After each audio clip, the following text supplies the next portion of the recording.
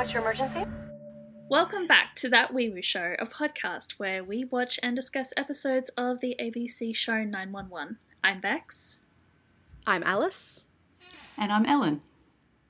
As we do every episode, thank you so much to everyone who has listened to any or all of our previous episodes, to everyone who has shared our social media posts, and who has rated us on Spotify or Apple Podcasts in an attempt to get the word about our little podcast out. We very much appreciate it. This week's shout out goes to Celtic Welsh over on YouTube, who, in response to our thinking and pondering and contemplating the sleeping arrangements in Buck's loft during the pandemic, has put in their 2 cents. And they said that, I remember thinking that Chim and Hen slept in the living room area and Buck and Eddie shared the bed. In hindsight, that was probably Fannin that I just misremembered as Cannon. I also remember thinking that Chris was with Carla for some reason. Oh, yeah. That's a possibility, I guess, but how long for? Like, for months? Like... It does seem... I don't know. I remember it was a kind of gentler pandemic, so I think it was like only a month or so that they were in lockdown. Yeah.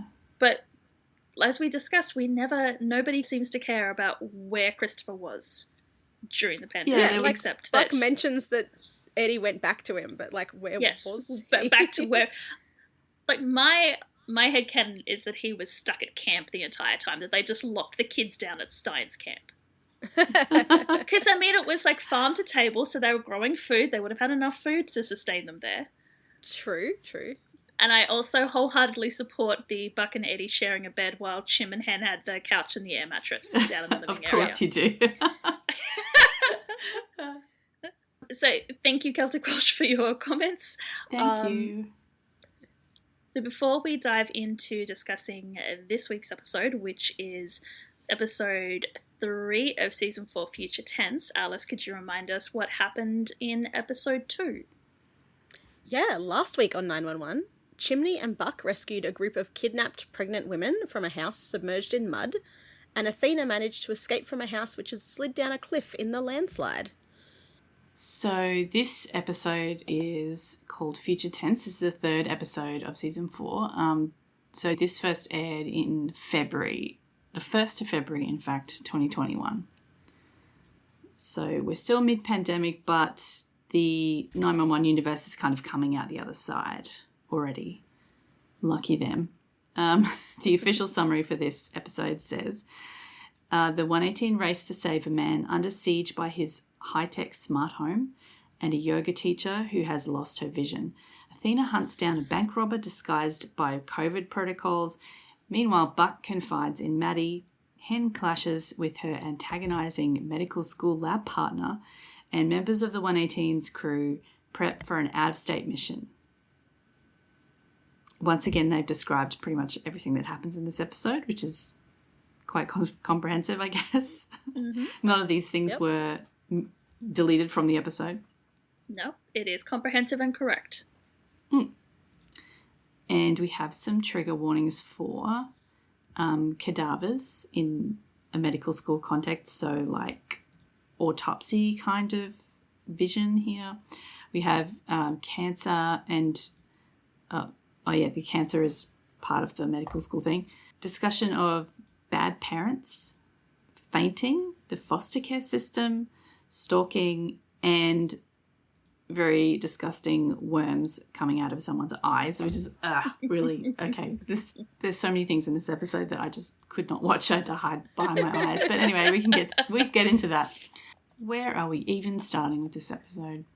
We're going to start with Andy and his Hildy security system in his brand new smart home.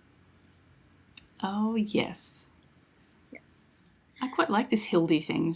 Like, apart from like when it starts to act a little creepy, it sounds it's got quite a comforting like voice to it. I quite like the beginning part of it. Like, I've got Google running my house, but I was about to ask, does anybody have a smart house? Yeah, it's not. My last house was smarter. This one I haven't fully set up yet. But like my air conditioner is voice controlled. My obviously like smart speakers are voice controlled. My lights are voice controlled, All right. which is cool. But yeah, I haven't totally finished setting it up yet, so I need to get my TVs back to being voice controlled. Fancy. I have lights that are connected to the Google Home device, so they're voice activated. Yep. I know it's not cool to do Harry Potter stuff anymore, but one of our lamps is the controls are Harry Potter-esque. So rather than saying to turn the lamp on, I just like, hey Google, Lumos. And there it goes. It just... And then if you tell it knocks, it'll turn the lamp off. It is listening. Yeah, I used to have mine all, like I'd say something and it'd automate a whole bunch of things. So like when I was leaving in the morning, I could say, the routines. Like, goodbye. Yeah, the routines. I could say goodbye and it'd turn everything off. That's cool. And when I'd say I'm home, it'd turn on various things. Yeah. Well, probably the fanciest automation we've got is the sprinkler system outside. My husband had it set up so that if it had rained that day, the sprinklers wouldn't go, and they came on a timer type thing, but they would only come on if it hadn't rained and stuff like that. It was quite cool. But but no, cool. I don't have lights that turn on when I ask them to. It's quite fancy. It's cool, except for like I've got it set on a timer as well, so that when I'm coming home from work, it automatically turns on. Like it used to do it location proximity, but it's a bit harder now that I'm out in the bush. So it's just on a timer. But I'll be napping and it'll turn on at sunset, and I'm just like, no, I'm sleeping. Turn off again. Yeah. Yeah, so the automation doesn't always do exactly what you want. No. Oh, well, this guy something's going wrong with his house this morning, like when he gets out of bed. Everything's fine when he gets out of bed. For him. Yeah, the curtains are, like, Hildy controls the curtains, she controls the thermostat, she controls the coffee machine, she controls the sound system. He also has cameras in, like, every room of his house so that Hildy can track him, which I don't understand having the cameras inside the house. I know that people do it. They have, like, Ring cameras set up inside their house. I don't know about that. I've got cameras outside. Oh yeah. I've got a Ring camera outside too, which I really appreciate. But I'm not going to start setting them up inside my house. But yeah, inside's kind of. I do have a friend who has it inside, and she'll occasionally, like, if she trips over or if the dogs do something funny, she'll send us vision of it, which is funny. But they have it just to track the dogs when they're not home. But they just leave it on all the time. I mean, you wouldn't want to be the sort of person who walks around the house with no clothes on, right? Oh, all the time. Like, because my cousins... all the time. Like, seriously, so my cousins had access to it because they used to live there, and when they moved out, my cousin and my cousin's, like, partner, when they moved out, I was like, oh, like, just keep access to the cameras, it's fine.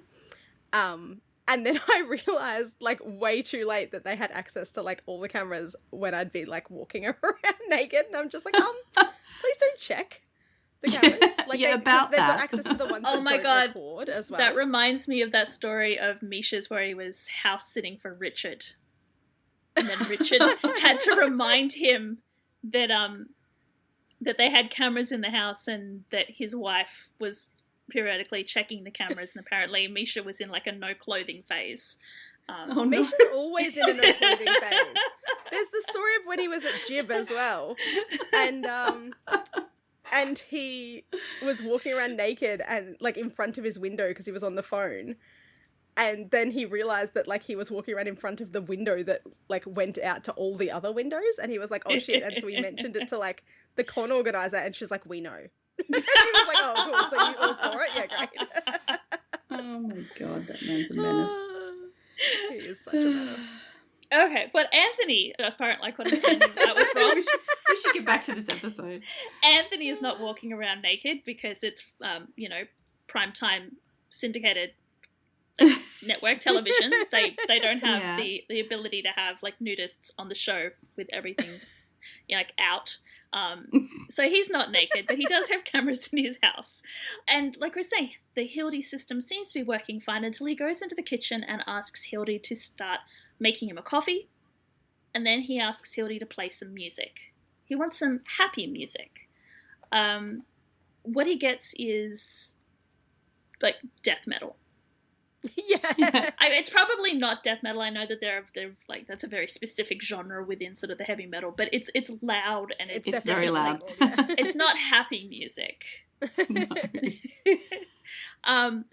And while it's also playing at like top volume.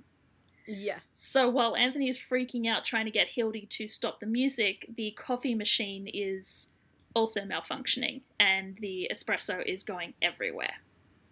And he's like shouting to tell Hildy to stop making the coffee, but Hildy doesn't know how to help with that because he can't hear over the music, I guess, or has been told not to respond.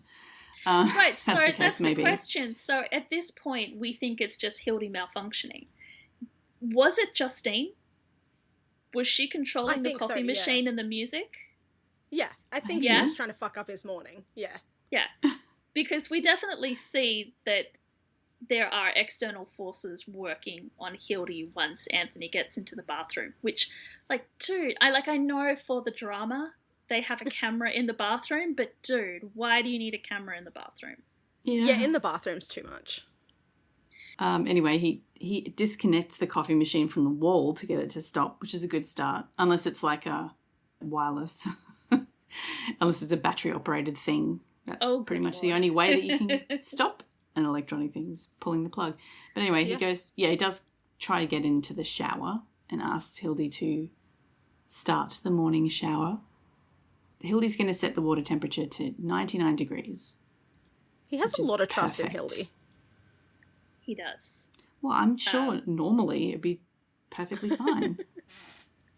Yes, normally it probably would be perfectly fine, but after Anthony gets Hildy to set the shower, we cut to a woman in an apartment that is very definitely not part of Anthony's house, looking at a Hildy dashboard and pulling up the footage from the bathroom.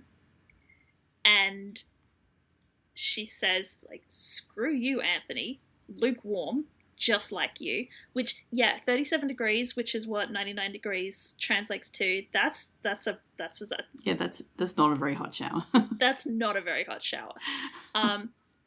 So not only does she have access to Hildy's cameras, she apparently has access to all of Hildy's controls. So she starts turning up the water temperature. Before we get to this bit, can we just? I forgot to mention a minute ago that when Anthony gets into the shower, he thanks Hildy. Which is, it's very polite to thank the robot overlords. Oh, I always after they do things for you. I always thank Google. Yeah, just in case. Just in case they take over. Yes, and we have to remember that we were nice to them. Yes. Like mine will spare me because I thanked it all the time. That's fine. Yes. Anyway, yes, she tells Hildy to turn up the water temperature. And she turns it up. There's like on her sure? dashboard, there's a thermometer, and she just like yoinks it right up to the max, which, according to what they've put in post, was 137 degrees Fahrenheit. And Hildy does say, "Are you sure?" Which is even good Hildy's safeguards. like, "What the fuck, bro?" Yep. Justine's like, "Oh yeah, I'm sure." And so Anthony is like, suddenly getting hot. So he's like, no, stop, ow, shut off. So, like, I'm going to be saying this a lot this episode. For the drama, I know that they have Anthony, like, stay in the shower cubicle because then it means that he slips and he falls and we have to get the 118. But why the fuck didn't he just, like, step out of the spray? Yeah, like I did open think the that, so shower just and get get out of there. out. All he does is like try and he runs his hands over his head to try and get the water off him. It's like, Yeah, which, no, dude, like, that's not how it works. you have to Yeah. get out of the shower. Like, Yeah, get out of the stop the shower. water. Anyway, But he for doesn't. the drama. For the drama, he stays under the water, slips in the tile and hits his head. And Justine sees this. Well, she doesn't see that he slips, but she sees that all of a sudden there is like blood on the glass of the shower. Which again, I don't know how. Because it looks like in the water. It's fine. But it looks like bloody handprint is sort of smeared, but this guy's like fallen and he's immediately unconscious. So for the drama, Yeah, he's hit his head, and they need suddenly, Justine to. I don't know. Yeah, they need Justine to see that something is wrong, so she'll turn off so that they don't like completely cook this guy or he drowns in his own shower. For the drama, yeah. So she does turn off the water, and then very, very kindly calls 911. Yeah, how nice of her. After, trying to burn him alive. Yeah, she didn't just leave him for dead. Like, she was happy enough to burn him till crisp, but she was like, okay, he's hurt, I guess. I'll get some help. I think it's probably, like, she wanted to have a little bit of fun with him, but she didn't really want to hurt him. Yeah. I don't know. She had, like, crazy ex-girlfriend vibes to me. Oh, she's definitely crazy ex-girlfriend. But I think... She had the crazy eyes going, all the way. But I think that there was probably a limit of what she was willing to do to him. Yeah. Also for the drama, I don't think that the water could have possibly got that hot. Oh, right. Because I did look up the, like, water stuff. You did your research. Well, I actually remembered reading a journal article about this in law school, where it's now, like, part of building codes is there is a maximum that hot water systems can be set to in order to prevent scalding injuries.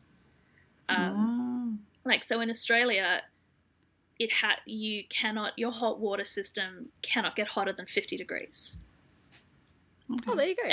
And in fact, if you have that's residential, if you are in aged care or childcare or a school, it's 45 degrees.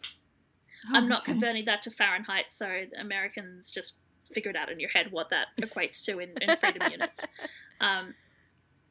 Yeah. And I did check, when I took a shower earlier, I took my little digital thermometer that I cook with up into the shower, and that was that was 53 degrees. So it was a little bit hot. Yeah. So that's on max with no cold water. Yeah. So yeah. And at that temperature, yeah, if you're under there for about a minute, you're going to get some serious scald injuries. Yeah, definitely. There you go. There you go. And yes, Justine calls now. It's one of the politest 911 calls that I think we've heard. Do we actually get her? We actually get her name here somewhere? Yeah, we do. You're referring to her by her name. Okay. I'm just because checking. later on, when Athena goes to visit her, okay, she calls her by name because Maddie has pulled the information after she realizes what a psycho Justine has been. Yeah. So yes, as per my rule, if there is any way, it doesn't have to be like someone physically saying the name. As long as I can see the name, I'm going to use the name. All right. So to start with, Maddie is like, she assumes that Justine is there when she says, like, my boyfriend fell in the shower. I think he hit his head. And Maddie's like, can you tell me if he's still breathing? And Justine's like, hard to tell. I think so. And then she discovers that Justine isn't actually at the house, and she saw it on the video feed. And Maddie's like, there's a video feed in the shower? Yeah, the video feed in the shower is very weird. I would also be weirded out, Maddie. Yeah. But then she reveals that he has a smart home where everything's online, so... Still it's weird, like, but, you just happen to be watching the feed when he slipped over and hit his head? Yeah. Sure. Why not? Anyway, the 118 rock up. Of course they do. Mm-hmm. Bobby very politely rings the doorbell, even though Buck reminds him that dispatch said that the patient was unconscious. Bobby reminds Buck that they also said that it was a smart home. Yeah, it's really cool. It, like, the Hildy system, we get a, like, point of view from the camera, and it, like, highlights the badges, and it's just like, oh, yeah, they can go in. And it's like, that seems kind of dangerous, though, because, like, what if someone just steals a uniform or a badge? It also scans their faces. So I'm thinking it might be, like, cross-referencing it with their personnel records, because it then immediately identifies Eddie later on. True. But for some reason, yes, it scans their badges, it scans their faces, and it recognizes them as LAFD, so it opens the door for them and welcomes them to the house. Yeah. To which Hen finds really, really creepy, and everyone agrees. Yeah. So they find the guy in the shower. He's still unconscious, and he is all red, like... It looks... Okay, this is going to sound silly, but it looks like someone's just spray painted him with red paint. Like they probably did. I don't even know what sort of this burn, like scalding burn, would look like. But I don't know. It didn't. Probably like that, but I hope it would look like. I hope I never find out. But but yeah. So while Chim and Hen are working on Anthony, Bobby notes that it looks like Anthony fell down while the water was still on because he still has shampoo in his hair, but they can quite clearly see that the water is off. So he asks, like, who turned the water off? And then turns to look at the camera. And we cut back to Justine, and she's like, okay, cool, I see the firefighters now. We're all good, right? Yeah, she really wants to get off the phone for some reason. Yeah, well... Maddie is like, no, I just need to talk to you, like, a little bit more for the report. And she's, like, adding Justine's details into the incident report. Yeah, Maddie's like, so did the smart home send you an alert this morning? Or Justine's like, I happened to check in on him and saw he needed help. Maddie's like, yeah, he's lucky you did check on him in the shower. So Maddie's definitely got some red flags going up here. Yeah. She's not the only one. Eddie is extremely creeped out by this house. I love this scene. I do laugh so much. I do. There's so much, like, I don't enjoy about this episode, but the Eddie versus Hildy storyline is hilarious. I love it. The Eddie stuff's, yeah, it's the best part of the episode. So Eddie and Buck are getting the gurney from the rig, and as they're walking up, Eddie is questioning why anybody would want to live in a house like that with a camera and microphones anywhere, not sure who's watching or who's listening. And Buck is incredibly intelligent in this episode because he says, I hate to break it to you, Eddie, but if you have a computer or a smartphone, a smart TV, smart anything, then anyone can spy on you. Yep. And Eddie responds, well, now I'm thinking I shouldn't buy that fancy smart coffee maker that I keep seeing commercials for. At which point Hildy pipes up, greets him by name, puts a photo of him up on the display in the kitchen, which I think she took. It's the worst angle. I think she took it from the front door camera. Yeah. And says, here are some popular coffee makers, and then shows him ads for coffee makers, and asks him if he would like to hear reviews for any of the coffee makers that she has selected. Yeah, for do you him. want the reviews? Buck thinks this is hilarious and just whispers so that Hildy won't hear him, welcome to the future. And Eddie's like, this is fucking terrifying. But it's like that, right? Like, all you have to do is mention something around your phone or whatever, and you start getting ads for it. Yes, but not to the sometimes. Point of Hildy greeting you by name. But yes. No, that is a little bit far. But yes. All you have to do is start talking about something, and suddenly your Facebook ads and the ads that pop up on Google when you're doing searches, or even on web pages that are powered by Google, have whatever it was you were talking about. in the advertising. It's a bit concerning. It's occasionally useful, but mostly concerning. Mostly concerning. Yeah. I mean, I'm not going to go as far as Eddie goes in this episode, but it is slightly concerning. So they get Anthony out of the shower, onto the gurney, start wheeling him out of the house, at which point he wakes up. Oh, yeah. And meanwhile, Maddie and Justine are still talking. And Justine's, like, coming clean, and it's just like, oh, you know, I worry about him alone in the house. We were supposed to be planning our future together, not giving each other space. Yeah, you get the feeling that she's, like, unloading onto Maddie. Like, yeah, Maddie's just like, It's also explaining why when Anthony wakes up and, like, is completely freaked out about the fact that he is strapped to a gurney in his living room, and Bobby tells him that his girlfriend called 911, that he starts to freak out to the point that Chim thinks he needs to be sedated. Yeah, literally. It's just like, let's sedate him. Chim's like, I'm not dealing with this shit. Yeah. And Maddie adds notes to her record as she is talking as Justine is unloading to her, that she is dispatching police for suspected cyberstalking and reckless endangerment. Yeah. Whoops. So the next thing we see is Athena knocking on Justine's door. Yes. Which she said she's just there to check in, but Justine immediately knows what it's about, and she says, oh, that 911 lady sent you. And because we need to have an episode theme name drop, even if it's partial, Athena says she just wanted us to have a talk about your future, which might involve some sort of mandatory counselling and possibly a restraining order. One of the themes in this episode is that every single person in it needs therapy badly.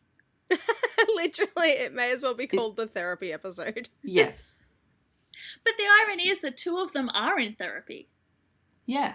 Possibly the two that maybe don't need it as much. Everybody else needs therapy. Well, everyone in therapy is suddenly well adjusted, whereas everyone else is just like freaking out. And it's like, oh, maybe you should talk to someone about this. No, I'm fine. But it's also really interesting that it's like everybody needs therapy, and they are absolutely horrified at the idea of getting therapy, because the reactions to Buck's revelation that he's in therapy and May's revelation that she's in therapy by everybody else, like they're like, why are you in therapy? It's like, I wonder, have you seen who I'm surrounded by? Anyway, we'll get there. We will get there, yes. So the Athena residence is where we come to after we've had the title card, and that is not a smart home like Anthony's, but they do have a new... They have a new addition. Yes. This little robot vacuum is making like R2-D2 noises, and that would be the first thing that would get turned off in my house. I don't we think have a they vacuum do cleaner. that. We have a robot vacuum. No, they don't. They absolutely do not do that. You could make it do that if you wanted, but our one is loud enough on its own. It doesn't need additional robot noises. Yeah, this is the dumbest robot vacuum I've ever seen. Yeah. It just full on crashes into Athena. It gets crashes stuck into a lamp and knocks it over. But we do get like an amazing like resolution to it, so I'm quite happy to have a dumb smart vacuum cleaner for like how it ends. So May has bought them this robot vacuum because now that she's working, she wants to chip in, and so to contribute, she offered to pay rent, and Athena told her no, and so she bought them the dumbest robot vacuum in the world. But it's super cute. Like it comes close to them and it says, "Excuse me." But then runs into them anyway. And then it gets stuck on the base of a lampshade and just keeps repeating, "I am stuck. I am stuck," as it tries to move forward. But rather than waiting for someone to rescue it, it keeps continuing its forward motion to the point where it manages to knock over the lamp. Just straight up knocks over the lamp. Yeah. So Bobby goes to rescue the robot, Athena goes to rescue the lamp, and I am suddenly distracted by the fact that the fireplace has been rebuilt and looks identical to how it was before Bobby and Michael smacked it down to pieces. Really? Yeah. Oh my god. Oh, that's so funny. Do you think did they just bring back in the part of the set that, like, is this a real house? Like, or is this... No, I'm assuming it's a set. A set that they can deconstruct. It's a set, yeah. Yeah. Oh my god. Yeah, but yes, I was taking photos of the screen because Disney won't let you screenshot shit. And yet they even bring back the weird sun ray mirror above the fireplace. I just think even rescued the mirror that they... I think it's just so ironic because Michael said he hated that fireplace, and yet, you know, apparently Athena made him rebuild it identically to how it was. Yeah, she hated the fire pit so much that she was like, no. You can fix You this, put it back the way it was. So while I'm distracted by trying to work out what the fuck is going on with the fireplace, Bobby has banished the robot vacuum cleaner out onto the patio. And Athena is making sure that her lamp hasn't been smashed, and is bemoaning that she's not ready for the future if the future is one that involves robot vacuum cleaners. Yeah, the vacuum cleaner's stuck. Again. But it does lead to a conversation. Oh yeah, they do have the chat about May, yeah. They have a conversation about, because Athena says that May can use her wages to chip in for groceries, and Bobby's like, oh, does that mean that you are finally on board with May's new job being a 911 dispatcher? Apparently she's passed training and they are going to start putting her on actual calls. And Athena is surprised cannot believe that May made it that far. So mean. Bobby's like, you thought that she'd give it a try and then find out it's not for her? And Athena's like, no, it isn't for her. Because she's not doing it for herself, she's doing it for me. It's like, oh, but Athena, she wants to protect you. Yeah. Which Athena finds sweet but infuriating. But Bobby thinks she's been played basically by May. You taught her everything she knows. Yeah. Meanwhile, the robot vacuum cleaner is once again stuck. So Bobby goes out onto the patio to investigate it. And then the camera stays on Athena as Bobby walks back out to the patio, and we just hear him go, "Give me your gun." And Athena makes it like a, oh Lord, give me strength kind of look.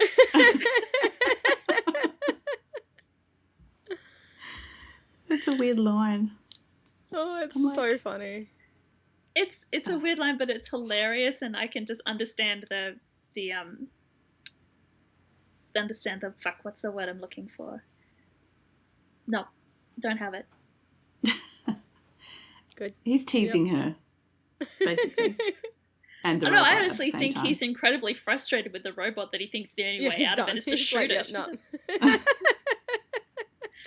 Okay, it's time to do some gross cutting up of bodies because Hen's at school. And it's not a Zoom school anymore. She's actually like in person. Yeah. I suppose you really can't do gross anatomy online. That might be one. I like that it's actually called gross anatomy. Yeah, but it's gross anatomy as in gross as in large. Like it's whole body anatomy. It is. Yeah. Not gross as in disgusting. Although I think Hen's lab partner, Luis, would probably agree with you that it's gross because he looks like he's about to hurl. Oh, yeah. Yeah. He really does. Really distressed. They get told to take the plastic off, that uncover your cadavers. Yeah, because the cadavers are lying on like autopsy, like the stainless steel kind of tables that you see in morgues and autopsy scenes, with just like it looks like a shower curtain over the top of them. So they peel them back and reveal that they have an older man as their cadaver. Lewis looks like he's about to throw up. which Hen immediately starts trying to diagnose him. It's like, have you got any other symptoms? Like, no, Hen, he's just grossed out. This is probably the first time he's seen a dead body. Like, just because you see them regularly, Hen, doesn't mean everyone else does. They have a third lab partner, a young woman who just tells them to shut up so she can listen to what the instructor is saying. And when Hen sort of says, Luis isn't feeling well, like trying to be a little bit compassionate, the young woman, whose name is Sydney, just says, we'll take him outside. Dr. Langford, who is the instructor, it says it's time for each team to make their first incision, and the student nearest the head of the cadaver should pick up the scalpel. And Luis realizes that he's standing at the head of the table and he's going to be the one doing the incision. Yeah. And he's absolutely breaking it. He picks it up. But Hen says, you got this, and Luis just does not got this. No. And she's trying to get him to breathe. Hold for 3, breathe out. And Sydney eventually just goes, oh, this is ridiculous, and then just shoves him out of the way. Takes over. But, ironically, she shoves him out of the way, makes the first incision, and then immediately faints. Yeah. Just straight up passes out. So here's where I mentioned that the actress that plays Sydney played April Nardini in Gilmore Girls, and I absolutely hated the character of April, so unfortunately I had a very negative reaction when I saw Sydney for the first time. I mean, she's not exactly a very likeable character. Is she the one that was... Is she the one that was younger as well? Yeah, she was Luke's daughter, so they introduced her and she was in high school, or maybe junior high. But she was supposed to be like the Rory replacement, because Rory was already in college. So they needed someone. God, I have zero memory of Luke having a daughter. It was season 6, so like that's like the cursed season. But yeah, April was an annoying character, and I was doing a little bit of reading, and apparently Vanessa, the actress, even hated the character, so I feel a little bit better about hating April. But yeah, so I know that Sydney is kind of meant to be abrasive and irritating and annoying, but I think my reaction to her was like 3 times that, because I just went, oh my god, it's grown up April. Yeah. She's very brash in this, I guess. Yes. But yeah, she does make the first cut in the autopsy and then immediately fall over onto the floor. And they're all, Hen especially is like jumping in going, oh, what's wrong? So then we go to commercial. And when we come back, we're at the Madney apartment, where Chim and Maddie are trying to put together a crib. Not very successfully. We're getting to see what everyone's doing on their day off this time. Yes. Chimney's quite concerned that this crib looks like a death trap. But Buck is also there, and he is baby-proofing the entire place. Lucky them. He thinks they should put alarm sensors on the windows just in case the baby tries to get out the window. At which point Chim points out, we live on the 2nd floor, right? I think the alarms are supposed to be to stop people getting in, but yeah, Buck's just like, no, it's definitely to stop the baby getting out here. Which, I mean, yes, that is a legitimate concern, but he's got 2 years before he has to worry about that. Yeah. Because an infant, a newborn does not have the fine motor skills to open a window. No, exactly. Buck is he's very concerned, and he doesn't want to underestimate the curious interiority of his nephew, which Chim and Maddie are like, we don't know that it's a boy. Apparently the last ultrasound, the baby was in the wrong position, and Maddie said that it looked like the baby was mooning them. And Buck's like, well, it's definitely yours then, Chim. But yeah, he helpfully pipes up that if it is a boy, he has some name ideas. And there's Buck, or Buckley, or Evan. Meanwhile, Maddie's... I mean, if they give the baby... If they give the baby, Chim's last name, so it becomes, Baby Han, Then yeah, having Buckley as a name could be a nice, nod to Maddie. But yeah, I don't think that's going to happen. So while those two are riffing, Maddie's trying to get glasses out from one of the upper cabinets, but Buck has child locked them, to the point, but like Maddie can't even get them open. Yeah, I'm not sure how tall Buck thinks this baby's going to be, but like looking at its parents, it's not going to be that tall. Yeah, you definitely don't need to lock the upper cabinets. And Chimney jokingly asks whether Buck's new girlfriend has met Fire Marshal Buckley yet. I love it.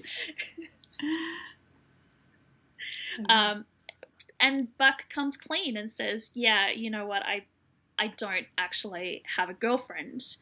And Maddie is surprised because she said, I thought you were seeing someone. And Buck's like, yeah, I am, professionally.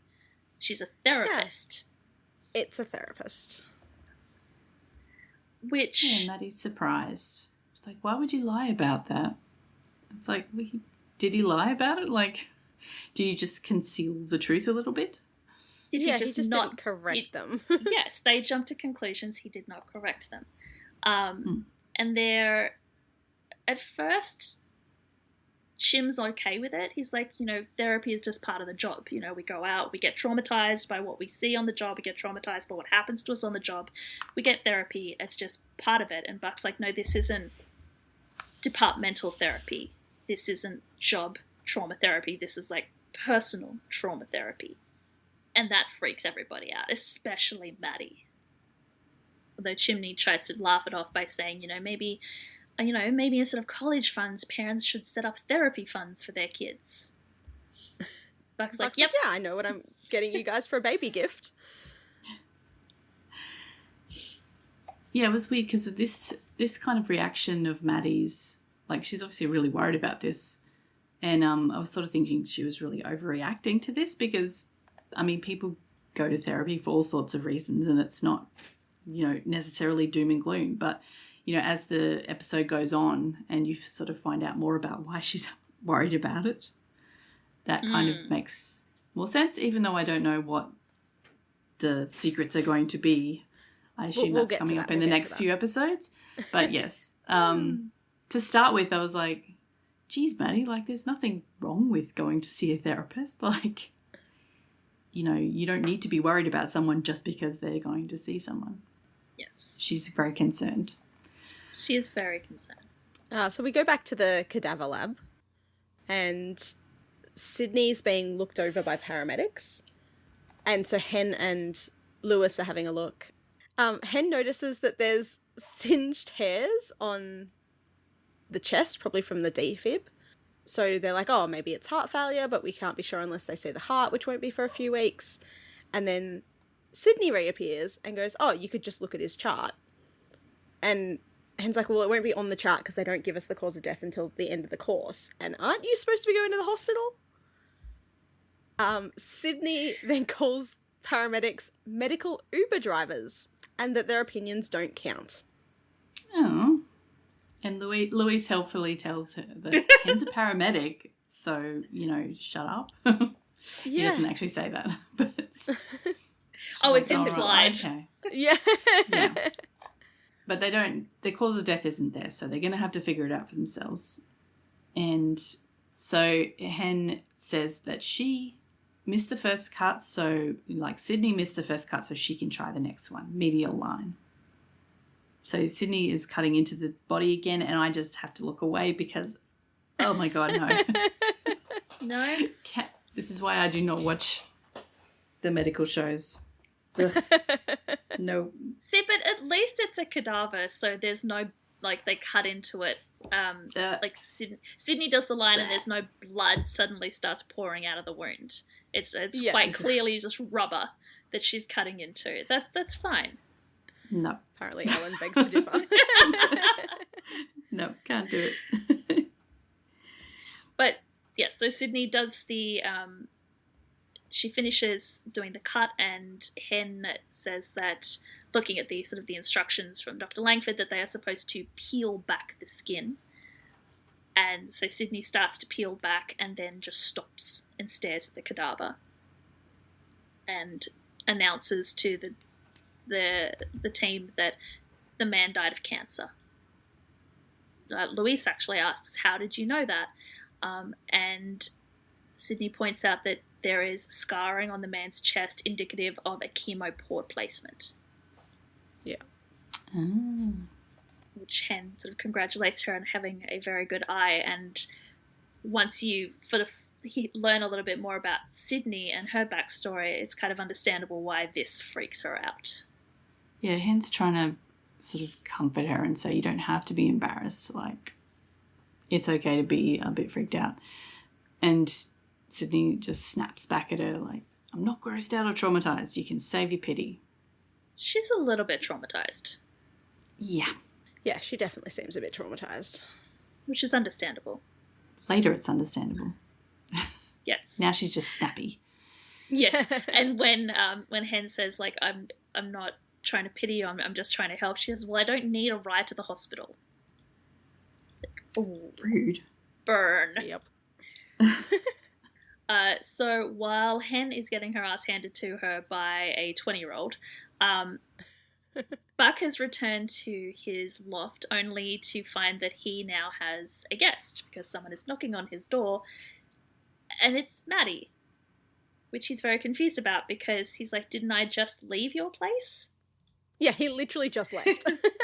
And Maddie's like, yeah, but I wanted to come and talk about the therapy thing. And he said, yeah, but I was just at your house. We could have talked there. So she's come to Buck's apartment because she thought that perhaps he would be embarrassed about talking about therapy in front of Chimney. So now that, it's private, it's just, brother and sister. Just the Buckleys. Yeah, so, he can tell her the truth specifically the truth about why he feels like he needs to be in therapy. He's just like, there's nothing to tell. No, it's like, there's nothing to tell. And then he says to her, well, you know what? It's all your fault. And she's just absolutely devastated. Like, what do you mean it's all your fault? He's joking. Oh, Maddie. He's joking. Yeah, He's like, kidding. You called me sad and lonely. And Maddie's like, does this mental 180, like, oh, yeah, okay, that's where we're going. Right. Yeah, I feel this is like an episode where if you've seen what happens in the future, this all makes sense. But for me, yes. I was just sitting there going, what is happening here? So the you called me sad and lonely, for anyone who's like, what the fuck is Buck talking about? It's from the episode with Red from the end of season 3, whose name I cannot remember what the episode title is. Oh my god, it's...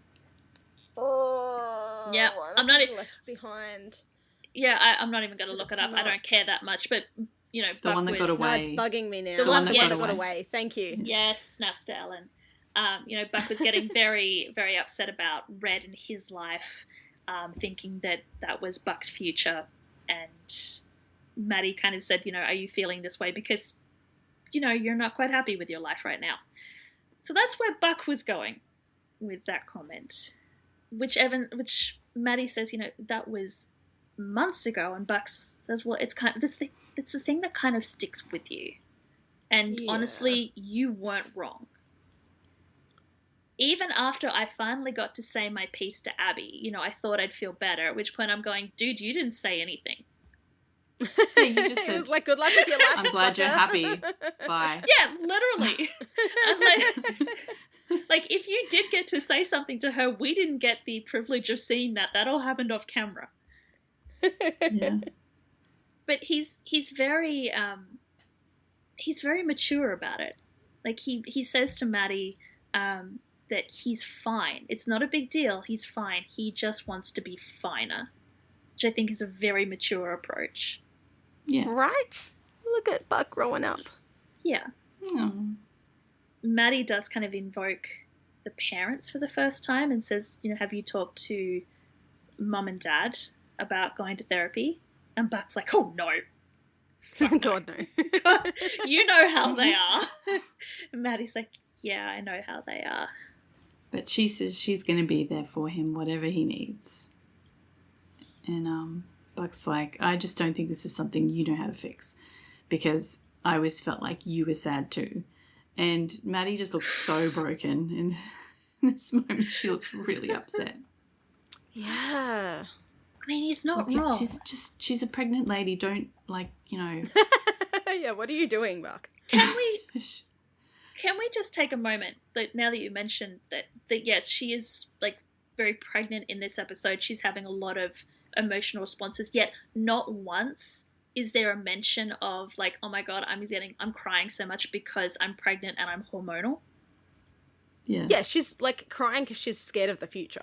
It's, like it makes sense. She's having a legitimate... Yes, but not once did they mention that she's overreacting or the emotions are because she's pregnant. Which we do know that this show has a tendency to do. Yeah. So I would just like to... When you're pregnant, you do have, like... Well, I do. Anyway, you do have, like, extremely hormonal reactions to things. Oh, yeah. But it was not made in a stereotypical way in this. You're right. Yes. So from that, very emotional, heartfelt, touching scene, we're going to go to why are all of the emergencies in this episode so stupid? I don't. They really are. Oh my god! It's the weirdest episode because you've got this really deep, meaningful, emotional storyline with Chim and Buck and Maddie, and then you've got this slightly less emotional, but still quite entertaining storyline with Eddie versus Hildy, and then you've got these fucking. You've got Hen and Sydney. Even the Hen story, even Hen's storyline's quite serious. And then you've got these emergencies, which are just like, what the hell? Well, maybe that's why they're trying to lighten the mood, but it just ends up being but it's so it's almost whiplash. Yeah. Yes. So we're at a bank this time. We are. We've got a line of people who are queuing to get into the bank, and they're all 1.5 meters away from each other. Yes. like we did for a while, but it's kind of stopped now. Oh, I wish it would come back. My god. Oh my god, seriously. Personal space, people. There's a guy going into the bank, and he's wearing a mask and everything, and he's looking around furtively, like trying not to be suspicious. But being totally suspicious. Being very suspicious. Yeah. And he goes up to the window, and when the teller asks him, what can I do for you? He just says, I have a gun. But she can't hear him because of his mask. Because of the mask, she's also not paying attention to him. She's still typing on her computer. Because he did do, like, some weird, like, hacking thing. Or was he just tapping on his phone? Because it looked like he, like, changed the numbers on the screen. Oh. No, I think he was just holding up he was holding his phone up to his face. So, and it would hide as he was sort of looking around. Oh, okay, that makes more sense. So I think he was using what the hell? I think he was using it as an excuse to, like, keep his head up because he's holding his phone up, and that way he can scan the bank and see what's going on. Because normally you hold your phone down sort of at your waist level, and it would be really obvious if his head's up and he's scanning around what's going on. But it was weird. Like, it was weird. It's either that or he's, like, ordering his Uber. He's probably ordering his Uber, actually. Oh, maybe. Think of it. Yeah. Like, he's pre-ordering his Uber because, yeah, that's what happens. He has a gun. He's trying to rob the bank. Well, actually, he successfully robs the bank. Yeah, he kind of does rob the bank. After he writes the word gun on a deposit slip and slides it to the teller. Yeah, then she finally gets the picture and starts loading the cash into a bag. Yeah, immediately starts loading cash into a money bag, empties out her drawer, gives it to him, and he flees the scene. We do get an informative 911 call. She says where she is and that the bank's been robbed, but then dispatch asks, can you describe the suspect? And she says he was wearing a mask. He was wearing a mask. Just like everyone else in the bank. Yeah. I did find it interesting that it's obvious it's for the drama, but I thought that tellers had emergency silent alarms that they could hit. Yeah, they do. Retail does as well. So I why think in the didn't she banks hit... they also have like some kind of a steel kind of barrier that can drop as well. Yeah, like to protect I'm the pretty bank. sure it's not actually that easy to rob a bank anymore. Yeah. And like 100%, when Athena rocks up, one of the other officers is slightly incredulous that the woman just allowed the man to walk out with the cash, and Athena says, no, that's completely understandable. It's policy to just, give them you're what they supposed to want. do what, if they're armed, that you're supposed to just do what they want. So Especially, I think retail's get also hurt. the same. Like if they're robbing you, just let them rob you because the insurance will pay for it. And it's not worth your life. Yeah, it's not worth the life, basically. yeah. But yeah, I still think that she should have hit the silent alarm. Anyway, for the drama, she has to call 911 and report a bank robbery. Yeah. But they do have footage of, if not the bank robber, then they have a footage of his getaway car, which they track down. But it's not the bank robber driving it. It's definitely that car, but the driver is not the bank robber.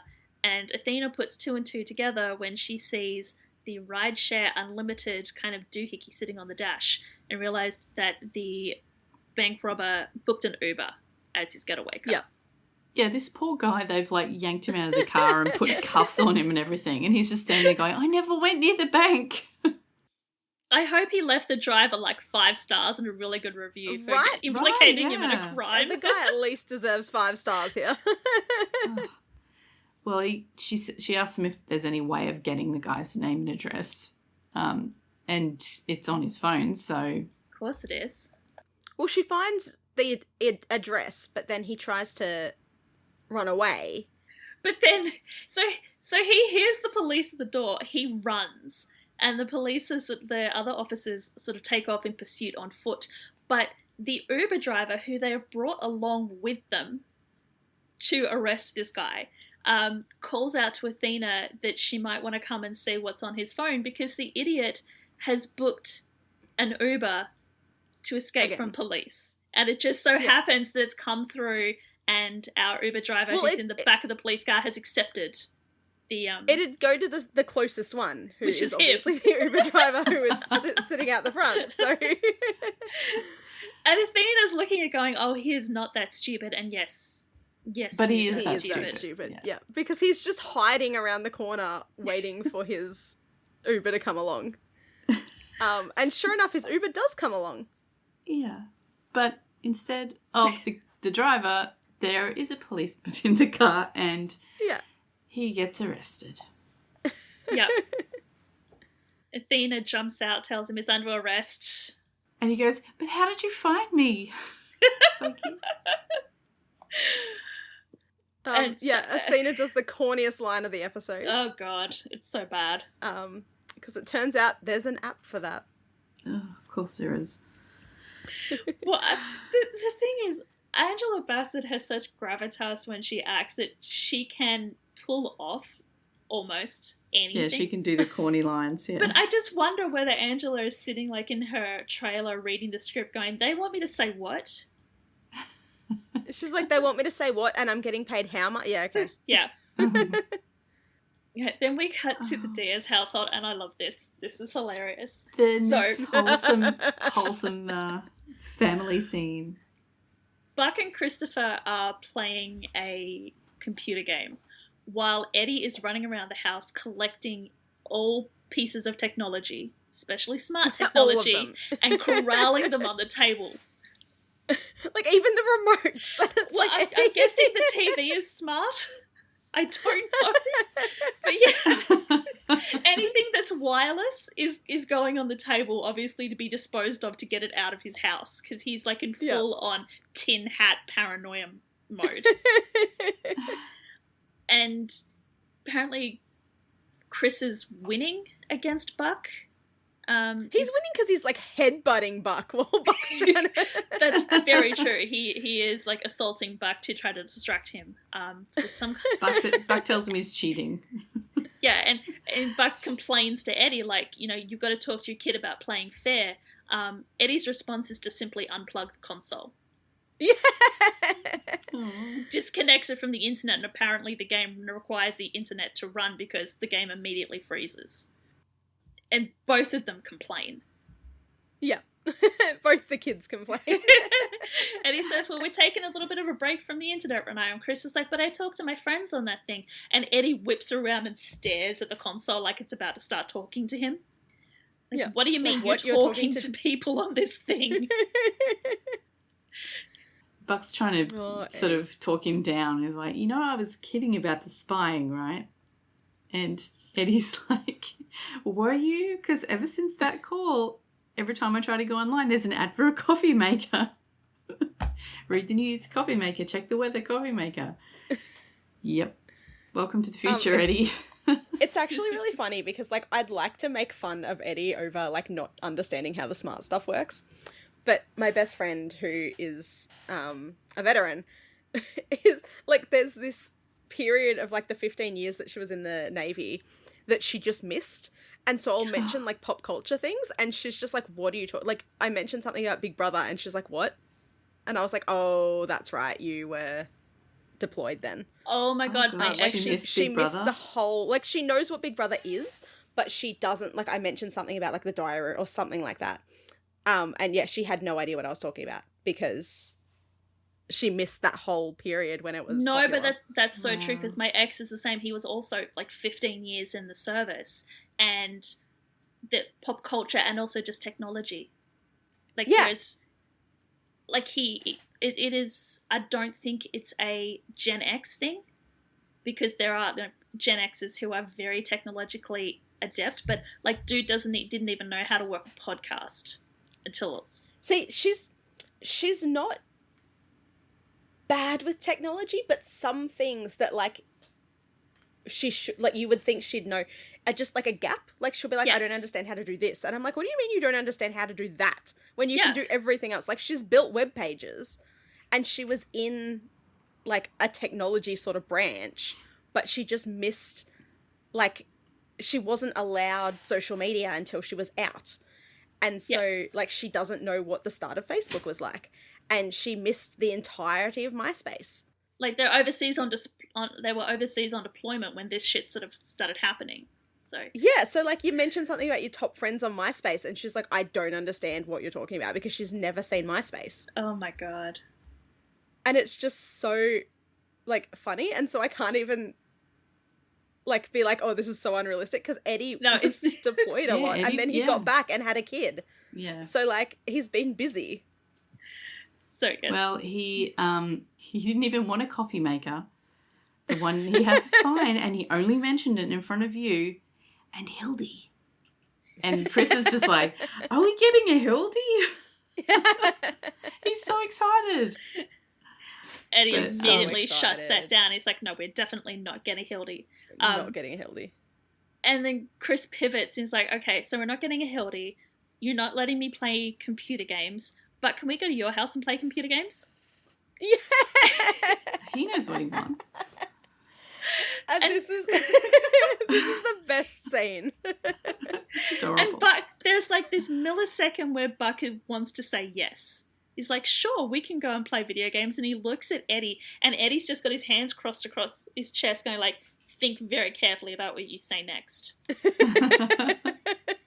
And it's literally like Chris and Buck on the couch and Eddie in between them. And Buck's like, I have to choose between my child and my husband.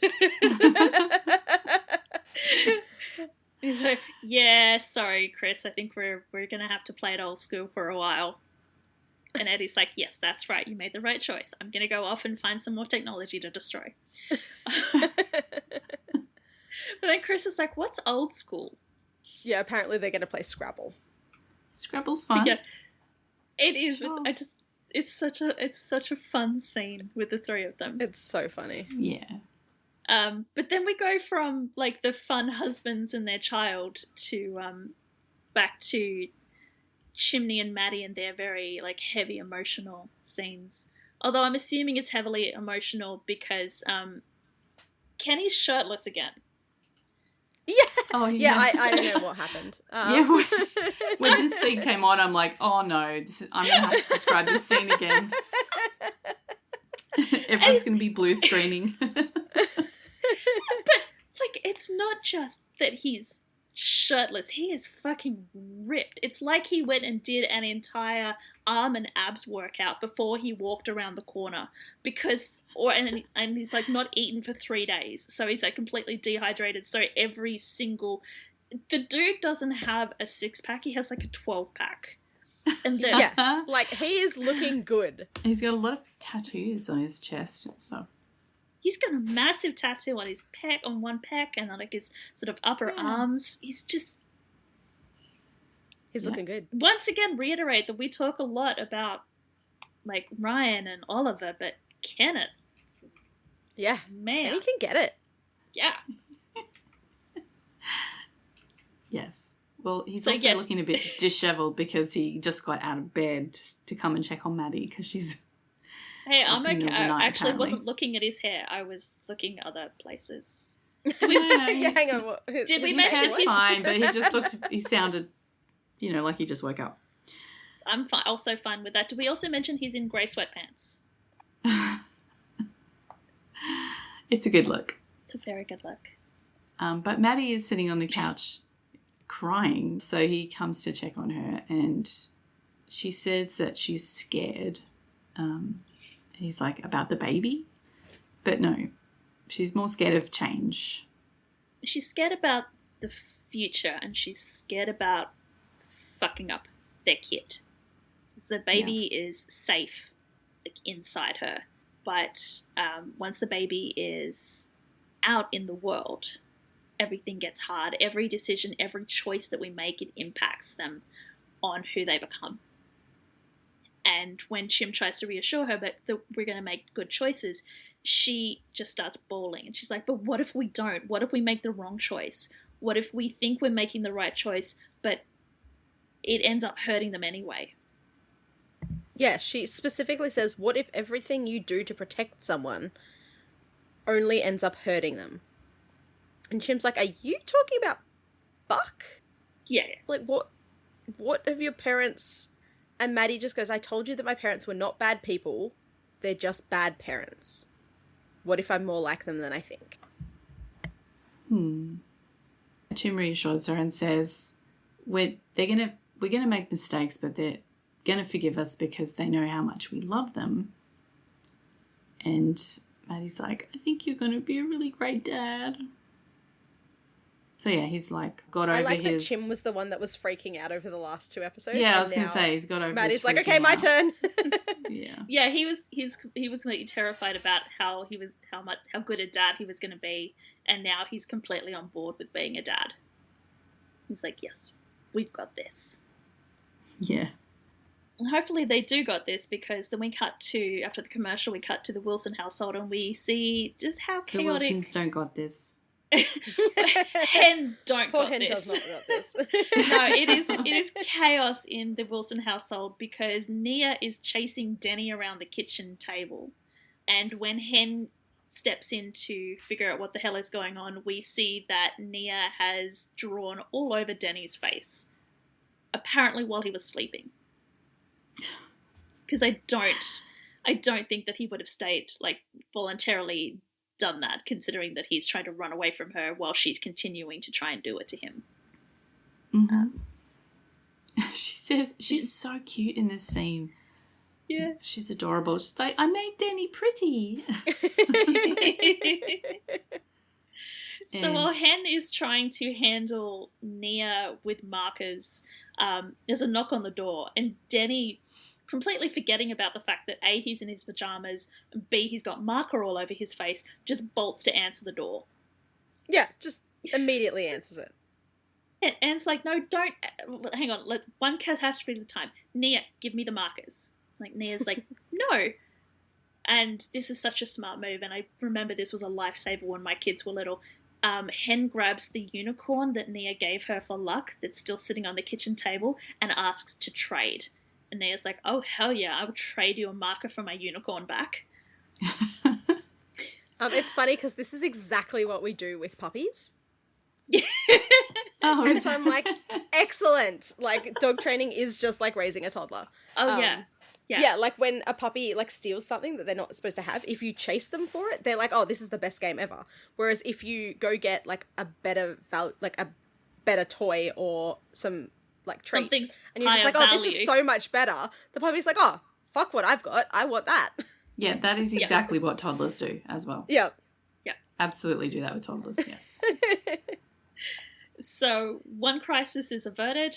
Hen has the markers. She turns to deal with the second crisis, which is Denny at the door, but she's too late. Denny's already opened the door to reveal the social worker, Deirdre, who's come for a surprise inspection. Which Hen's like, "Oh, well, we weren't expecting you." And Deirdre's like, That's the point. Yeah, Hen's like, "Yeah, I get that. That's the point." So Hen is like solo parenting for the moment. Karen is at the supermarket, and it's not looking good. Like, the house is a mess. Denny's covered in marker. Everyone's still in their pajamas. And Deirdre said, "Yeah, it just looks like, normal family life." I'm sure they've seen some things.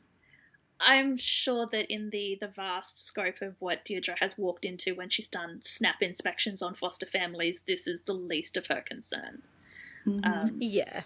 But then to add to the chaos, there's another knock at the door, and Denny immediately goes to open it. Which Hen's like, being little so helpful. man, we have to deal with you opening the door to strangers. But so Nia takes Deirdre off to see her room, and Hen deals with this new event, which is Sydney standing on her porch. Sydney's like, "Someone wrote on this child's face." It's like, yeah. Yes, they did. And Denny's immediately like, "Oh my god, do you know how to get it off?" She's clearly not a kid person and not a great doctor yet, because she suggested nail polish remover. Which, to her credit, would work. Like, 100% it would work. You just probably don't want to be putting nail polish remover on your face. Yeah. Because that would hurt your face.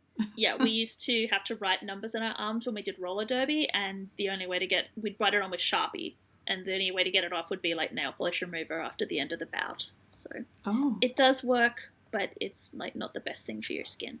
This is also why you only give children washable markers, so if they do like turn their siblings' face into Picasso, you can literally just wash it off with soap. Yes, and clothes. Yes. Because 100% they'll get it on their clothes. Yes. So he disappears, and Hen has to deal with Sydney now, the third child in the room, apparently. What are you doing here? She's pretty hostile, but I mean, Sydney was pretty rude the other day, so. Yeah. She doesn't actually apologise or anything, but she just says she wants to talk about the other day. And Hen's telling her that it's never a good time just to show up unannounced at my house. Yeah, she's a bit defensive. The reason that she is there is because Dr. Langford, which I guess is their supervisor guy, asked whether everything's okay with them, between the two of them. And she's like, "We need to be okay with each other because I need to be a doctor." And Hen says that being a doctor is really important to her too. And Sydney kind of has not learnt her lesson. She says to Hen, "Oh, please, you gotta be, what, 40? You've got a job. You're married. There is apparently at least 2 kids. There's no way you can juggle all that. You can barely handle a marker." Yeah, it's like, fuck you, Sydney. So Hen does get defensive. Sydney reiterates, "I need to be a doctor, and I just want to be sure that when you quit medical school, which you inevitably will, you don't take my reputation with you out the door." And Hen looks like she's about to cuss Sydney out, but the kids suddenly announce their presence behind her, and she has to sort of pull herself back. So she sort of satisfies herself with just slamming the door in Sydney's face. Sydney was just leaving. Slam. Sydney's like, "No, I was." "Oh, apparently I am." And Deirdre is just like, so Karen will be back soon, right? Yes, Karen will be back soon, so let's go have some coffee while we wait. Deirdre takes Denny with her. Nia, for some reason, follows Hen. I don't know where Hen's going, probably around the other way to get to the kitchen. And when Hen looks back, Nia just very adorably says, "Bad Mama Hen." She's so cute. She's adorable, but then it's even cuter because she's like pouting and she's really angry with Hen, and Hen sort of holds out her hand and like, "Come on," and Nia immediately, all sunshine and rose, is like, "Okay." She is adorable. But I think either Hen's not working today or she's running late because Buck and Chim are already at the station house, where Chim is watching Channel 8 news, which is showing footage of a blazing inferno in central Texas, where there is wildfires in Texas, which the news anchor tells us could not come at a worse time because last week a volcano erupted. Which okay, the in specific Texas, do they the specific have? They do. This specific volcano is called the Pilot Knob volcano. It is a volcano in Texas, but it's extinct, Okay. which means it doesn't erupt. Yeah, not So anymore. For the drama, Tim Minear has apparently resurrected a volcano to erupt in Texas. Okay. Alice, do you remember whether the volcano is what caused the wildfires? Or are they just two separate emergencies that happened back to back? I vaguely remember the emergencies running into each other, but I don't remember if the volcano is actually what started the wildfire or not. Yeah. I love how Chim says, Buck says something about a volcano is crazy, and Chim's like, "I still can't believe it didn't happen here."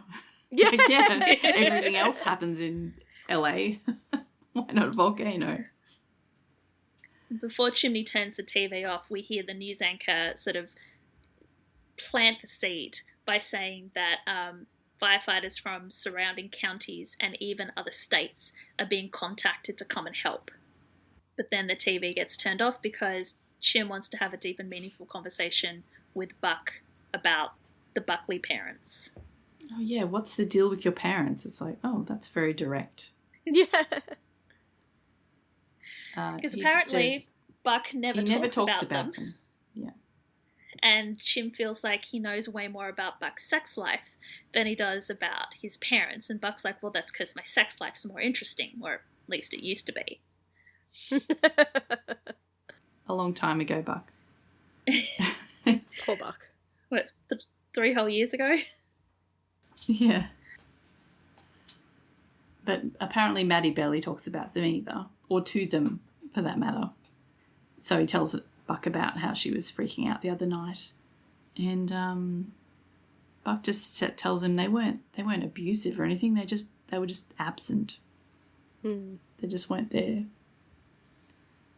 Like, they were in the house, they cooked meals, they washed clothes. It felt to Buck like they liked each other more than they liked Buck and Maddie. They just weren't great with kids. And then Chim says, so I shouldn't be worried that you guys are hiding some deep, dark Buckley family secret from me. Yeah, no. No! To be fair, Buck answering no is, like, fair, because he doesn't know that there's a deep, dark family secret.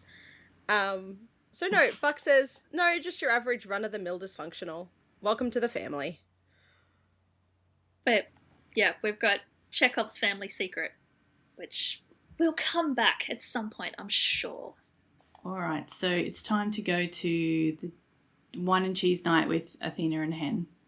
Is it night or is it, like, day? Oh, I can't remember. feel I like just this assumed it is- was night. It might not be. I feel like this is, like, after the debacle with Sydney and Deirdre and Denny and the marker. So, like, Hen's apparently not working this shift. Neither is Athena. Like, the boys are off working, but they're not. They're enjoying wine and cheese out on the patio while Hen kind of unloads about her morning. Yeah, the social worker understood it was a bad day, so they're okay with that. Again, I'm sure they've seen worse. Yes. But Athena says it doesn't sound like Hen because she doesn't usually let people get under her skin like the way that Sydney did. Yeah, but Hen says, you know that voice in the back of your head, the one that tells you can't do anything right, tells you that you're crazy, you're stupid for even trying, it's all your doubts and all your fears just playing on a loop? Well, that's Sydney. And the sad thing is that Hen is starting to believe Sydney and that voice in the back of her head because she's tired. She's got two kids, a full-time job. Now she's trying to do medical school, and she's tired of having to prove that she belongs, that she is worthy, that she is just as good as the rest of them. Athena tells her that she is, like, you know, she's smart, she's strong, she's a self-made woman who built a family and a career, and she's putting herself through medical school. She's formidable.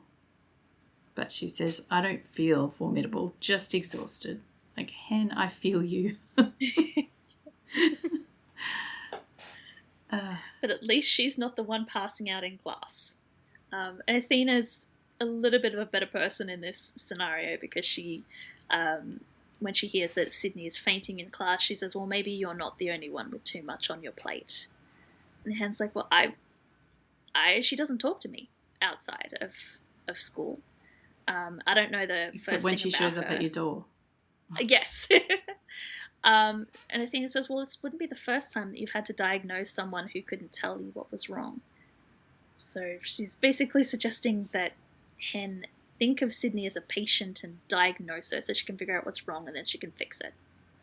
Yeah.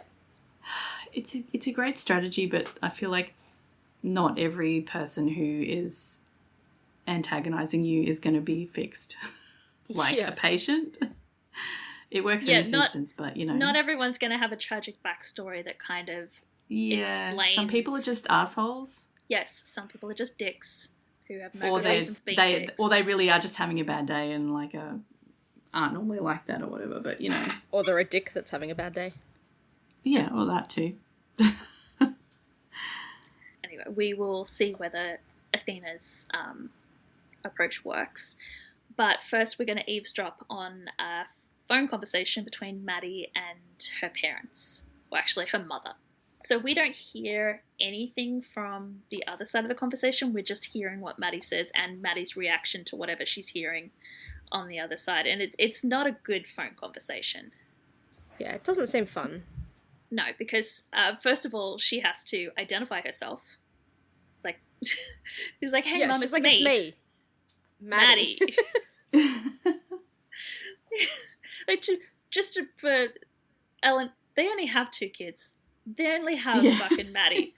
I was going to say, how many daughters do they have? No, they've just got Maddie. That's not like she could be mixing up her daughters. Like, there's only 2 people that could call her mum, and only one of them sounds feminine on the phone. Aww. Yeah. She's like, yeah, I know we usually text or email. So I'm assuming that her mother immediately thinks that something is wrong. That's why Maddie's calling her. So she reassures her mother, like, no, the baby's, I'm fine. The baby's fine. And she's got a doctor's appointment coming up. And then she says it's the 4D ultrasound, which I just want to put a bookmark in, and we'll come back to that. But yes. Yeah, Maddie's hopeful that they'll find out the sex this time, and then immediately starts, like, having an argument with her mum. Because clearly her mum's like, oh, like, why do you even want to know? Because Maddie's like, well, I want to know so I can be prepared. It's still going to be a surprise. It's just going to be a surprise now. Like... And then I'm guessing her mother must, like, go off on some sort of tirade because Maddie cuts her off and says, listen, have you talked to Evan lately? Because I'm worried about him. There's a little tiny, like, hesitation where she's like, have you talked to Evan lately? Because, like, they don't call him Buck, so she's like, no, wait. See, funnily enough, she calls him Evan. Like, she does call him Evan, but only so to his face. Sometimes, when she's... Yeah, when they're having sort of deep, like, Buckley sibling moments, she'll call him Evan, but I guess to other people she's always referring to him as Buck. So yeah, there's that moment of, oh shit, I can't call him Buck in this conversation. I need to use the whole name. family are Buckleys. So. So she asks her mother, did you know that he was seeing a therapist? And apparently that, like, sets her mother off. And then we get Maddie saying, no, it's not like that. He doesn't know anything, but maybe he should. And then her mother obviously continues, and then she said, like, very loudly, I don't know, Mum, how do you tell somebody that you have been lying to them for their entire life? And then it cuts to commercial. Yeah. So dramatic. So about that, like, deep, dark Buckley family secret. Maybe there is a deep, dark Buckley family secret. I'm sure it's fine. So we go into an apartment. Because we've just had a deep and meaningful, like, really heavy emotional scene, so now we need some stupidity to lighten the mood. Yeah. We're back to Hildy, in fact. Who is doing a guided meditation, and I don't know, but Hildy's voice is not, like, soothing. I don't know that I would enjoy the sort of the AI voice telling me to breathe deeply as I cast off yesterday and look to the future, and then to sit up and open my eyes and greet the world. But this woman, who does not have a name, she's laying in Blinky. Oh, poor woman. She's laying in Shavasana on the floor, and when Hildy says to sit up and open her eyes and greet the world, she sits up and she says, hello world, and opens her eyes, and the world is blurry. Her eyes look very red all around them, and her eyes they look really blue, like pale blue. Mm-hmm. And she's sort of like, oh God, I can't see. So she asks Hildy to call 911. So she hasn't completely gone blind. She just can't see very well. Yeah, I have, like, part of the issue that I have with this emergency is that she is freaking out. She is saying that she can't see, that she's gone blind, when we keep getting, like, shots from her point of view where she can quite clearly, not quite clearly, she like quite fuzzily, quite blurry. Yeah. She cannot quite clearly see, but she can. She's still got some vision. She's still got some vision. It's just looks like someone has sort of coated her eyes, and she's looking through a film. Like if you think of those windows that are sort of like the wavy glass for that you put up in bathrooms so that people can't see through them. Yeah, but you can still sort of see like shapes and make out various shapes and colours and all those sorts of things through them. So she's not completely blind, but she's acting like she's completely blind, and it kind of pissed me off. Yeah, because if I don't wear my glasses, I'm kind of that blind. She still wouldn't be able to drive to the hospital, but...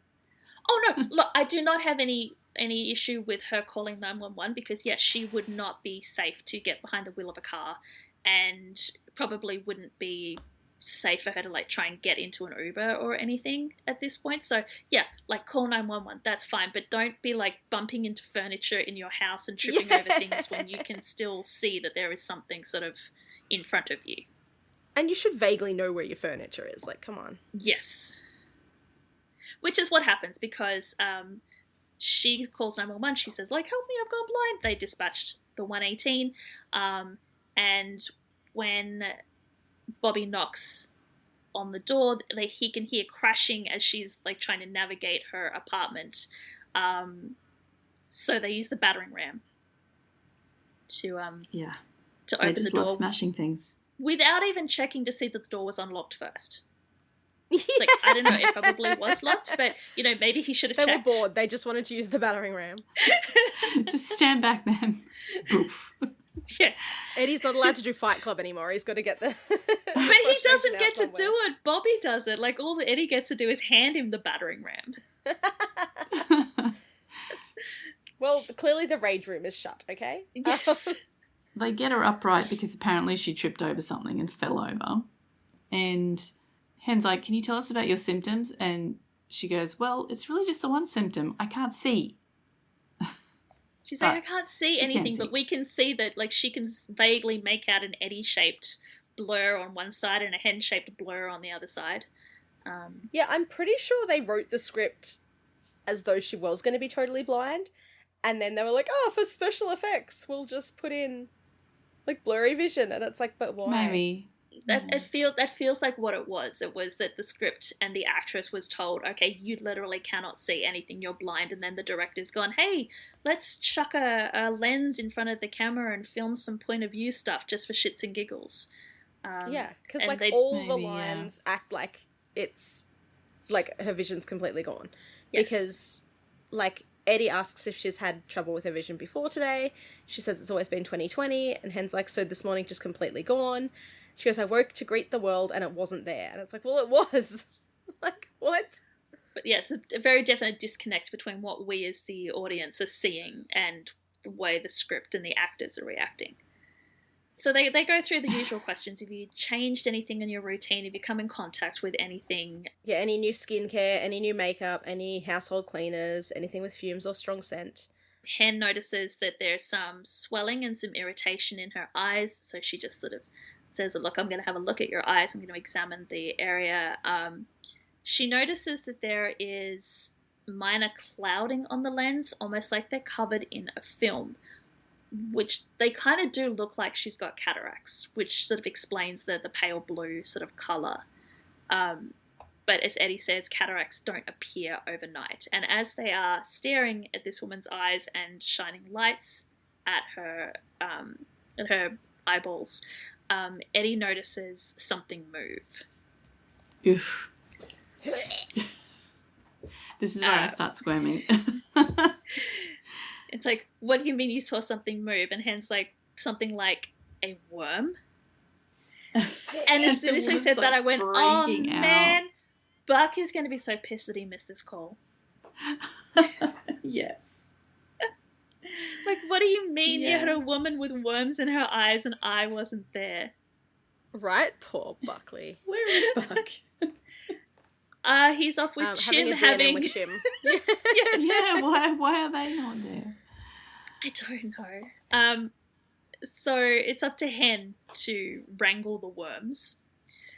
So Hen grabs forceps and a sample jar, and they're trying to work out how worms got in her eyes. And Bobby's like, oh, face flies. It's a type of parasite that infects livestock. They feed off the tears and lay eggs in the eyes. Apparently you don't normally see it in people, though, mostly cattle. I just love the fact that it's the guy from Minnesota who knows about sort of the livestock stuff. Yeah. So funnily enough, this woman has not been around cattle. She hasn't taken any trips because she says, everything's closed. So frustrating though, because he said it's a type of parasite that affects livestock, and like, yes, he mentions that it's mostly cattle, but she's like, I haven't been around cattle. And then, like, oh my god. So then we get, like, oh, what do you do for a living? I teach yoga. What kind of yoga? She teaches goat yoga. Goats are a livestock, you idiot. These goats are her friends. They're not livestock. She teaches goat yoga. They're co-workers, it's fine. Yeah. Which They're so Bobby... cute, though. I'd love to do goat yoga. It looks like fun. We get a shot of it. It's, like, people doing the plank position with goats standing on their backs. Yeah. Like, not full goats. I think they're either baby goats or they're little goats. They're little ones. They're little goats. Bobby thinks that it's the most ridiculous thing he's ever heard about. Like, people pay to do that. And then Eddie pipes up and says, well, you know, people say baby goats offer the perfect weight and resistance to hold a plank position. And Hen and Bobby just look at him like he sprouted a third head. Yeah, because that's a very, very Buck comment. Yep. And Eddie just goes, I can know weird stuff too. I would put good $1 on the fact that he learnt that fact from Buck, though. Yeah. Like, Buck was probably scrolling through the internet one day and is like, oh my god, let's go do goat yoga. And Eddie's like, we're not doing goat yoga. He's like, but it's... baby goats offer the perfect weight and resistance to hold a plank position. Oh. And the yoga instructor lady's like, it's not weird. Okay, it's a little weird. Yeah, but people really like the class, and because the studio's closed, like, they have to do it outdoors, so goat yoga. Yeah. The woman takes the flies in her eyes from the goats as a sign that she should grow up and get a real job like her sister says. And that triggers Hen. And Hen's like... She's like, who cares what other people think? goat yoga's your jam, your dream, then own goat yoga. Hen's like the poster child of, changing your career to do the thing that you love. So, good on her. Bobby and Eddie don't know what to make of the motivational speech that Hen has just delivered. And Bobby's just like, this is a problem for another day. We'll deal with that later. Let's just focus on the worms in the eyes. The woman's like saying thank you to Hen and like tries to touch her face. And Hen's like, whoa. Yeah, she full on just pats Hen's face. And Hen's like, I still have a tool that can make this whole blindness thing permanent, so stay still. So she pulls worm after worm. Oh my God, I couldn't watch. It just kept going on and on. I'm like, kept looking back to see if it was over, and she's like pulling another worm. I did a tiny bit of Googling about this, and there was one instance where a woman pulled at least 40 worms out of her eyes. Oh my God. How could you not feel that? Like, I get dust in my eye and I'm just like rinsing it out for 3 hours. Yeah, that's the thing. You do feel like there's something in your eye. It's just nobody expects it to be worms. And like they live in sort of the tear ducts, so they're sort of inside the little and then the conjunctiva and sort of the like not actually on your eyeball, but sort of inside your eye. But yeah. Did I tell you guys I found out that tear ducts are not what I thought they were recently? Oh. So I always thought that tear ducts... Do we have time to go into this? Yes. Okay. I always thought that tear ducts were what made the tears. Like, that's where the tears come from. Yeah. Yeah, no. Are they not? The tear ducts are there to drain the liquid from the eye. So when there's too much liquid in the eye, it goes into the tear duct and, like, drains through your sinuses. Huh. So where did the tears come from? I was that about to Just ask. your eye creates, like, moisture. Oh. Okay. Did not know that. Very interesting. Yeah, only There found you out go. because one of our dogs kept having runny, like, weepy eyes, and we tried allergy stuff and then took her to the eye vet to make sure it was nothing sinister. And they were like, oh, her tear duct's really narrow, so it's not draining properly. And we're like, what? So she had surgery to open up her tear duct. Oh, good Lord. Oh. Yeah. All right. So yeah, Well, thank you for the Tear ducts anatomy do not lesson. create tears, they drain tears away. Good I to know. guess that makes sense why they're called ducks. Yeah. Yeah. You're right. This woman doesn't need surgery. Hen manages to No, extract... apparently it's just magically... Yeah, because fixes as soon as Hen pulls out the last worm, the ulceration that was causing the film over her eye miraculously heals itself. And Can we also also restores... mention that, like, in the brown again. flashback to... Yeah, in the flashback to her doing goat yoga, her eyes are very deep brown. Yep. And this whole scene at her apartment, they're bright blue. But as soon as they pull the last worm out and the ulcer heals, she's back to brown eyes. Yeah. Like, what? It doesn't even look like like, you know, it'd make sense if it was like that milky sort of white. But no, they just make It's it, like, they just blue. give her a blue like, yeah. blue, Contact a blue lens. contact. Yeah. Yeah. It's In It's really reality, this kind of infestation of these like zootropic parasites could cause ulceration of the cornea, which would like make the film, would make your vision go blurry. But it's definitely not an instant heal that as soon as you remove the parasite, that your cornea miraculously heals itself. Yeah. So like for It's the a bit weird. drama, For the drama. well, the drama. She's healed. she's Hen has Yeah, and magic she gets hands. to watch, and she gets to watch Hen add the last worm to the sample jar. And yeah, she starts retching, and she's like, "Oh my god, do rabbits have worms? Maybe bunny yoga's the future." And then we get Hildy happily piping up, "Do rabbits have worms?" And Eddie's head, like, he snaps around and is like, "No." We don't want to hear what you found on the internet. Like, leaps across the room, grabs the Hildy console and just like slams it face down on the table. Like, we do not want to hear what you have found about on the internet about rabbits. Oh, poor Eddie. He's absolutely traumatized by Hildy. That's hilarious. Poor Eddie. But yeah, just that reaction is just love it. It's so good. Again, we go from ridiculousness to like deep emotional scenes.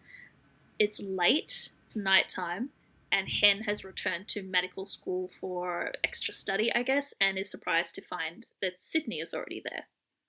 Yes, they have a bit of a chat about what's going on. Hen says, I didn't expect to see you here this late. And Sydney was like, I can't let myself fall behind. And what are you doing here? And Hen's like, I have an annoying lab partner that constantly makes me feel like I'm failing. It's like, wow, Hen, you're still salty about what happened, right? But then Sydney like triples down. She's like, I guess I'm just so used to pushing myself. I assumed everyone else did the same. Sorry. Hen's like, wow, you're apologizing yet still insulting me. That's great.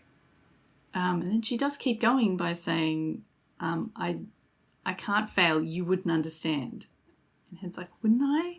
But Sydney says, you've been in the field for years. You've probably saved hundreds of lives already.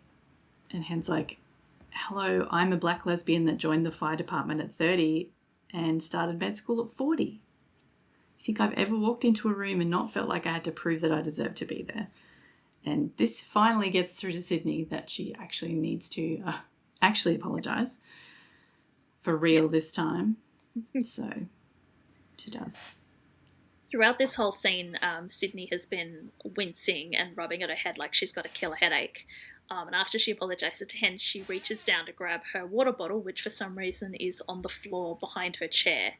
And as she sits up, we see that she has a patch on her arm, which the sleeve of her scrub has risen up and the patch is now visible.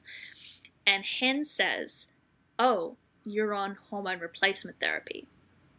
Which Sydney realises that the patch is now visible and sort of pulls the sleeve down over it and says, good catch, most people just assume I'm trying to quit smoking. And Hen says most people aren't paying attention, and she sort of reels off all of Sydney's symptoms, including the increased irritability, or what she hopes is increased irritability, could be a reaction to the patch. And then she suggests that Sydney go back to her doctor and talk about if like she's getting the headaches and the irritability through the patch, maybe she could try the gel, or maybe she could try the tablet. Like, she's not trying to talk Sydney out of stopping the therapy, she's just suggesting a different delivery system. But Sydney spills her guts and explains why she's on the therapy, as if Hen has suggested, like, you should stop doing it. But she hasn't. So Sydney has the BRCA1 gene mutation. So 6 weeks before medical school started, she had a double mastectomy and RRSO surgery to remove her ovaries and fallopian tubes, which is why she has the patch. So this is like an increased risk of breast cancer? Yeah, the BRCA1 gene mutation pretty much, it's almost like a guarantee that you will develop cancer. Right. And so the surgery that Sydney had is risk reducing. Basically, it takes all of the cells, the majority of the cells out that this cancer can develop out before the cancer has a chance to grow. Right. Yeah. Hen's surprised because she's only 20, and it's like, what doctor? And Sydney's like, yeah, trust me, it was hard to find one who'd perform the surgeries on someone my age who doesn't already have children.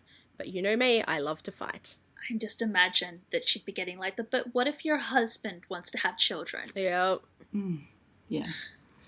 But Sydney has a very good reason for having the surgery, because she says that her mother died when she was 34 of breast cancer. Her grandmother died when she was 32 of breast cancer.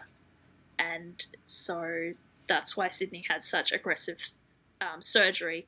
And that's also why she pushes herself so hard, because it's not just that she wants to be the first woman in her family to graduate medical school, she wants to be the first woman in her family to live past 35.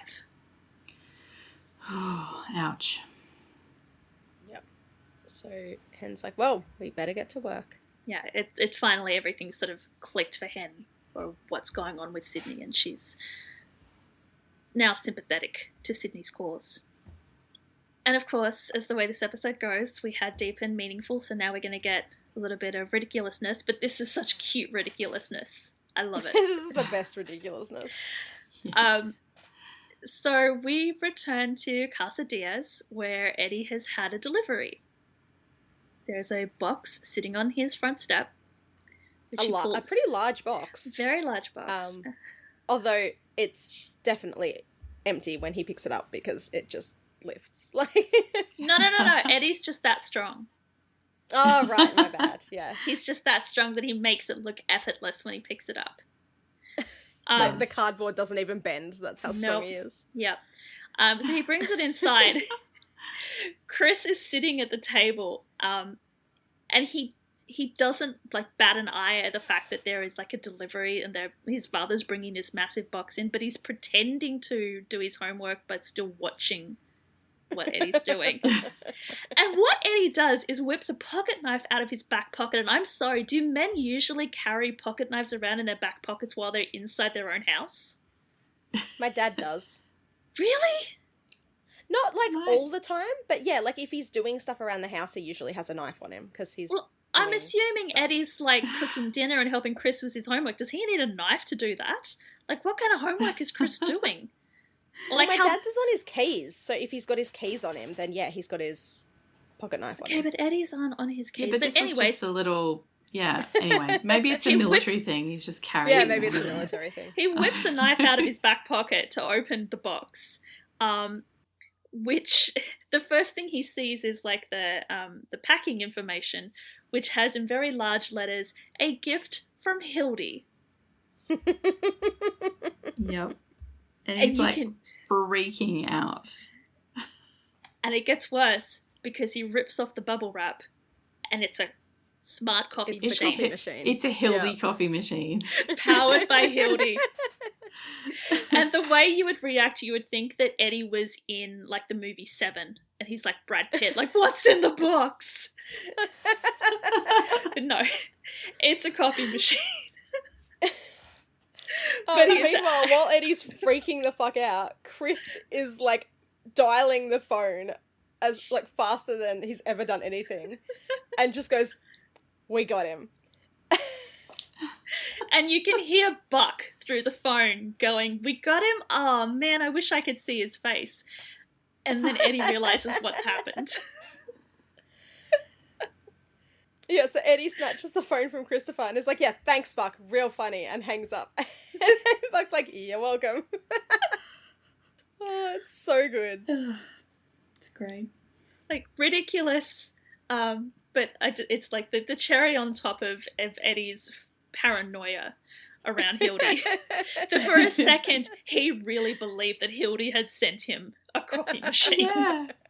Pat the look on his face. Buck was right. He should have been there to see it. Yeah. I'm really surprised Chris didn't like whip out his phone and start like furtively filming Eddie. Right. Yeah. Mind you, he probably doesn't have a smartphone yet because he did use the landline to call Buck. Yes.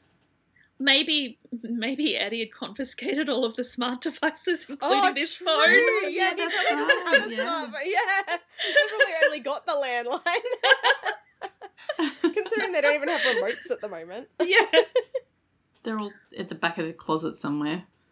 They're in like a box wrapped in tin foil in like he's built a Faraday cage to put all of the devices in. Which he actually had to go to the library and like look up how to do that because he couldn't Google it because he'd shut down all the computers. That's right.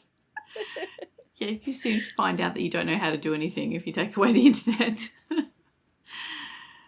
All right, well, it's time for a bit of cuteness now. More cuteness, different kind of cuteness.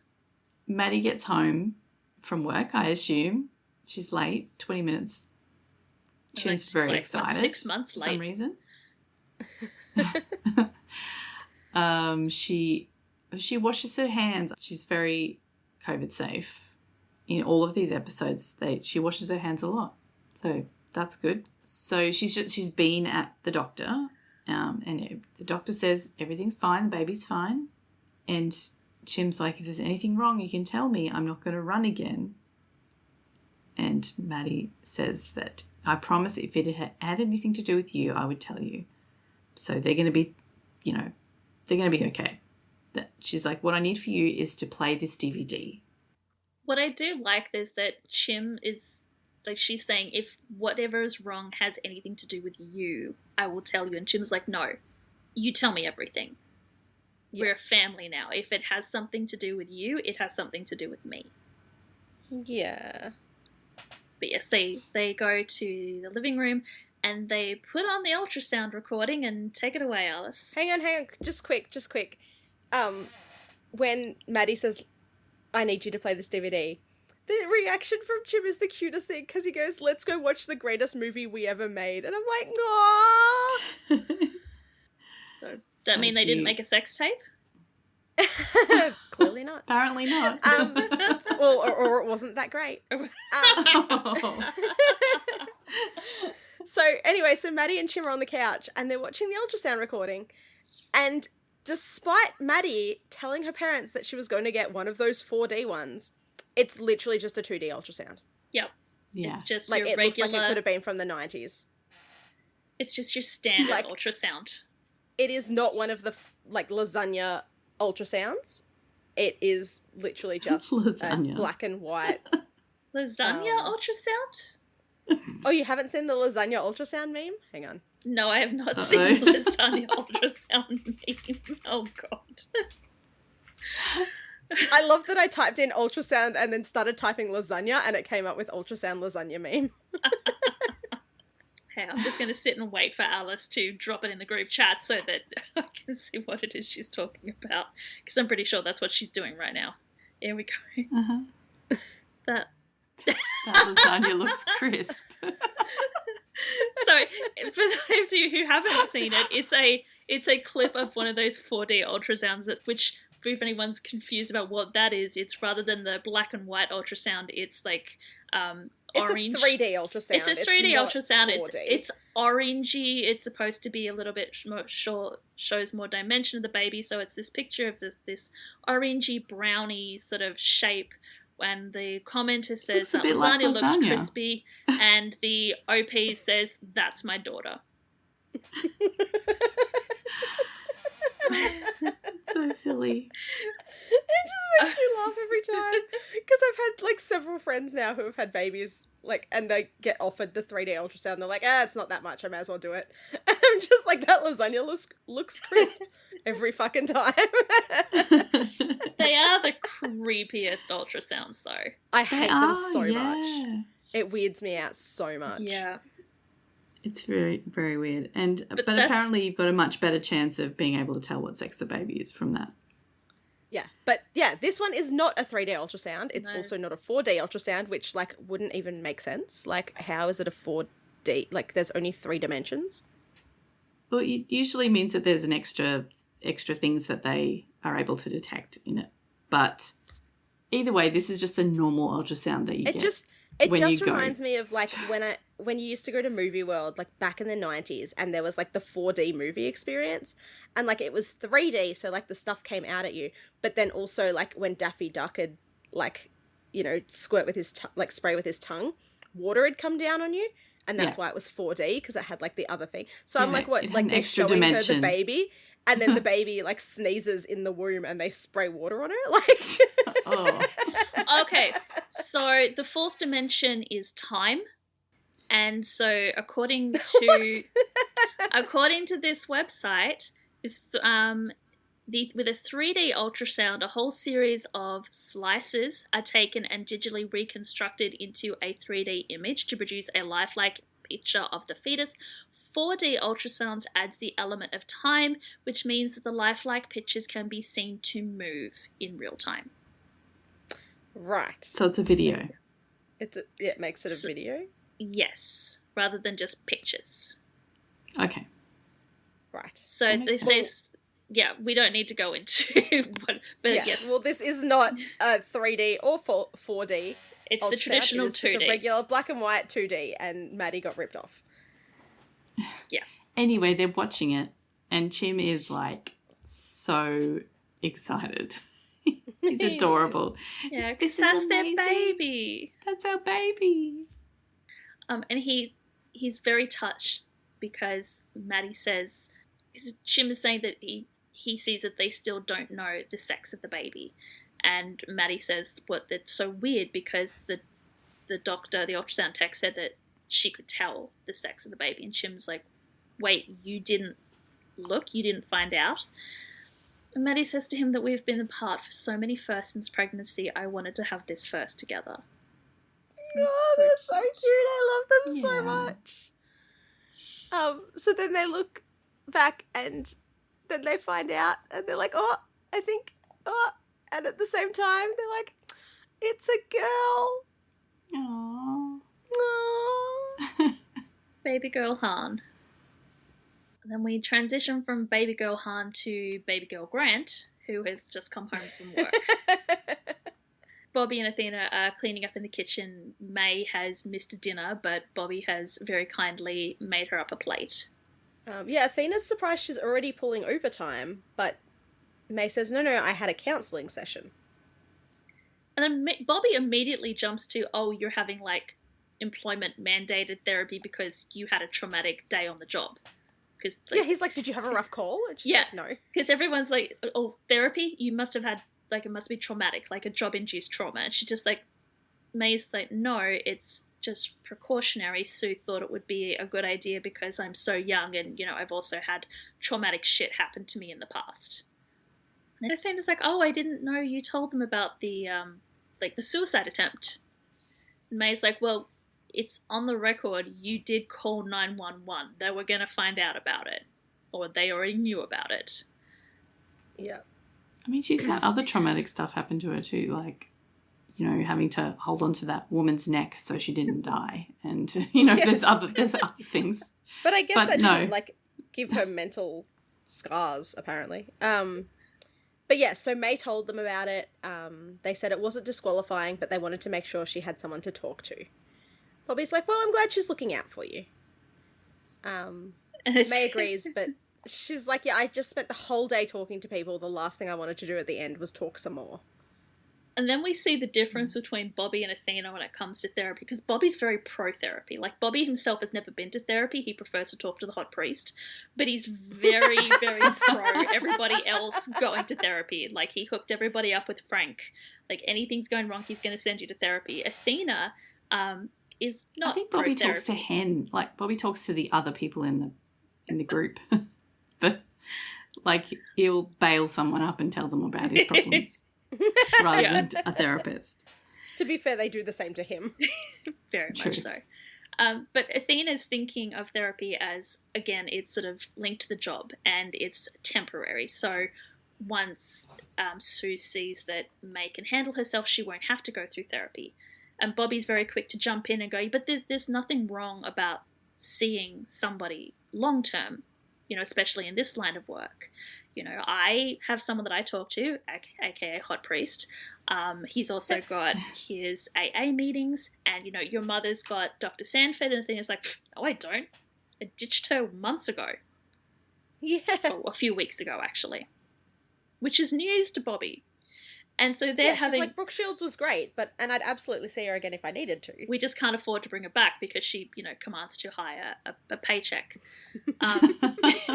But the good thing is that Bobby and Athena then get into this backwards and forwards, and May is just sitting there watching them bicker about therapy. And he's trying to, you know, convince her that maybe she should see her again. And Athena's like, no, I don't need anyone to baby me. Go away. Never have, never will. And May's just like, so if I'm your daughter, shouldn't that mean you don't have to baby me? And Athena's comeback is the best. She's like, you're only half mine. Your daddy's side still needs looking after. Oh, the shade. Poor Michael. He's not even in this episode. She's giving him heaps. Poor Michael.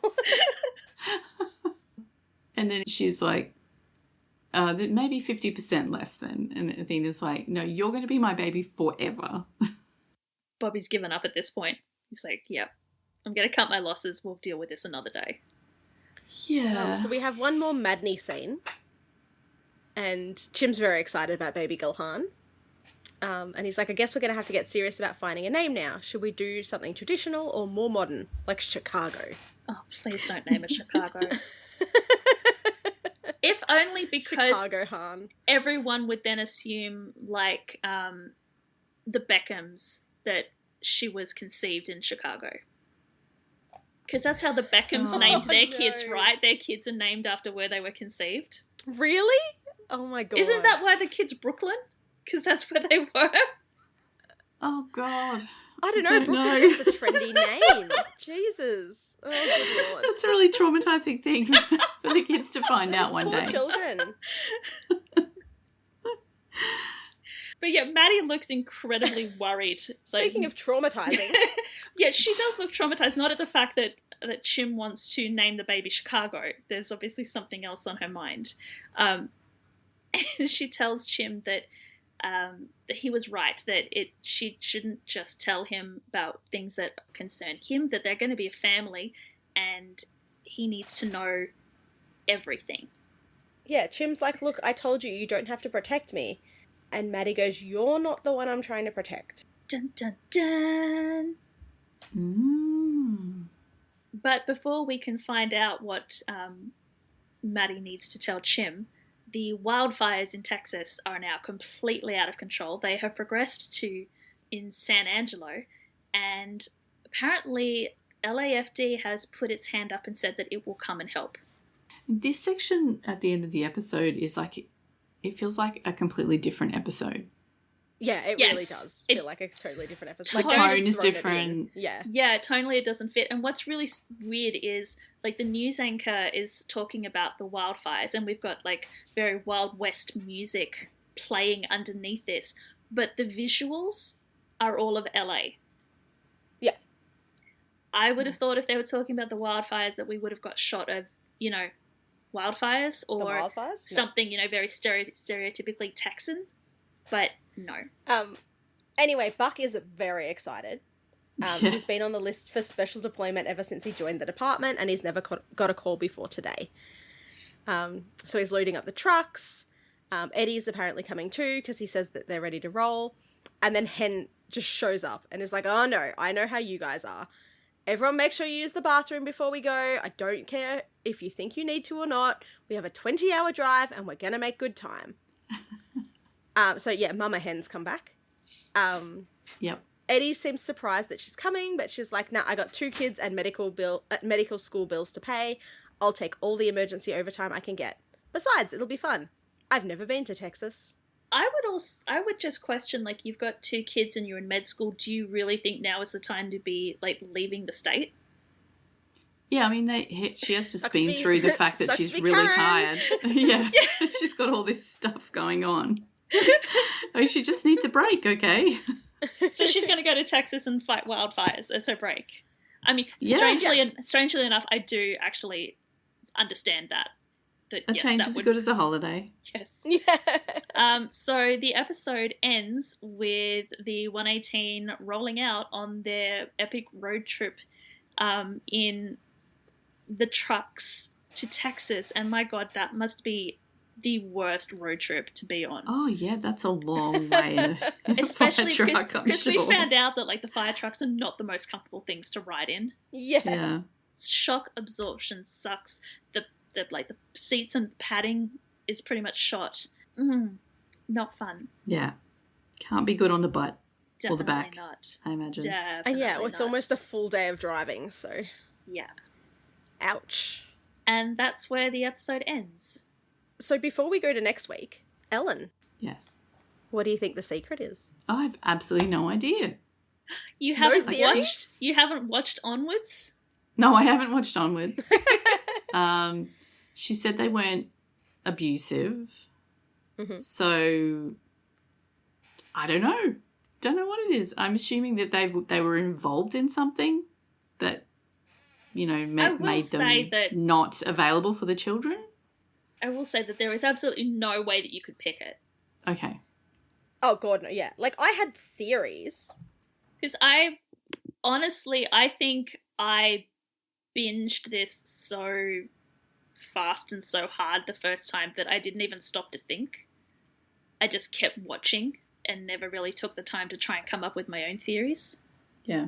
But unfortunately for Ellen, she has to wait 2 weeks to find out what the big dark Buckley family secret is, because we are going to follow Buck, Hen, and Eddie to Texas next week. Yeah, we're going to Texas. Woo-hoo. I'm finally forcing Bex to watch Lone Star. No, I will watch this one episode again. I will say that I've already watched it today, so I will watch it again, but I'm not watching anything else. I refuse. Okay, so tell us about what's happening next week. So next week we have the 911 and 911 Lone Star crossover. It's as wildfire spreads across Texas, which may or may not have been caused by an extinct volcano suddenly becoming active again and erupting. Evan Buck Buckley, Henrietta Hen Wilson, and Eddie Diaz, who doesn't Eddie Diaz. which should be like Edmundo Eddie Diaz. From Edmundo Eddie Diaz from the 118 Firehouse in Los Angeles arrive in Austin to help Captain Strand and the 126. As the crew race to save a group of teenagers trapped by the fire at a campground, Owen and Hen, Owen being Captain Strand, fight for their lives in the aftermath of a helicopter crash. And because our normal trigger warning document doesn't cover Lone Star, I had to watch this episode today to find the triggers. Yeah, Nikki also has not watched Lone Star. So triggers for the 911 Lone Star episode Hold the Line include Rob Lowe, wildfires. It's a trigger for me. Okay.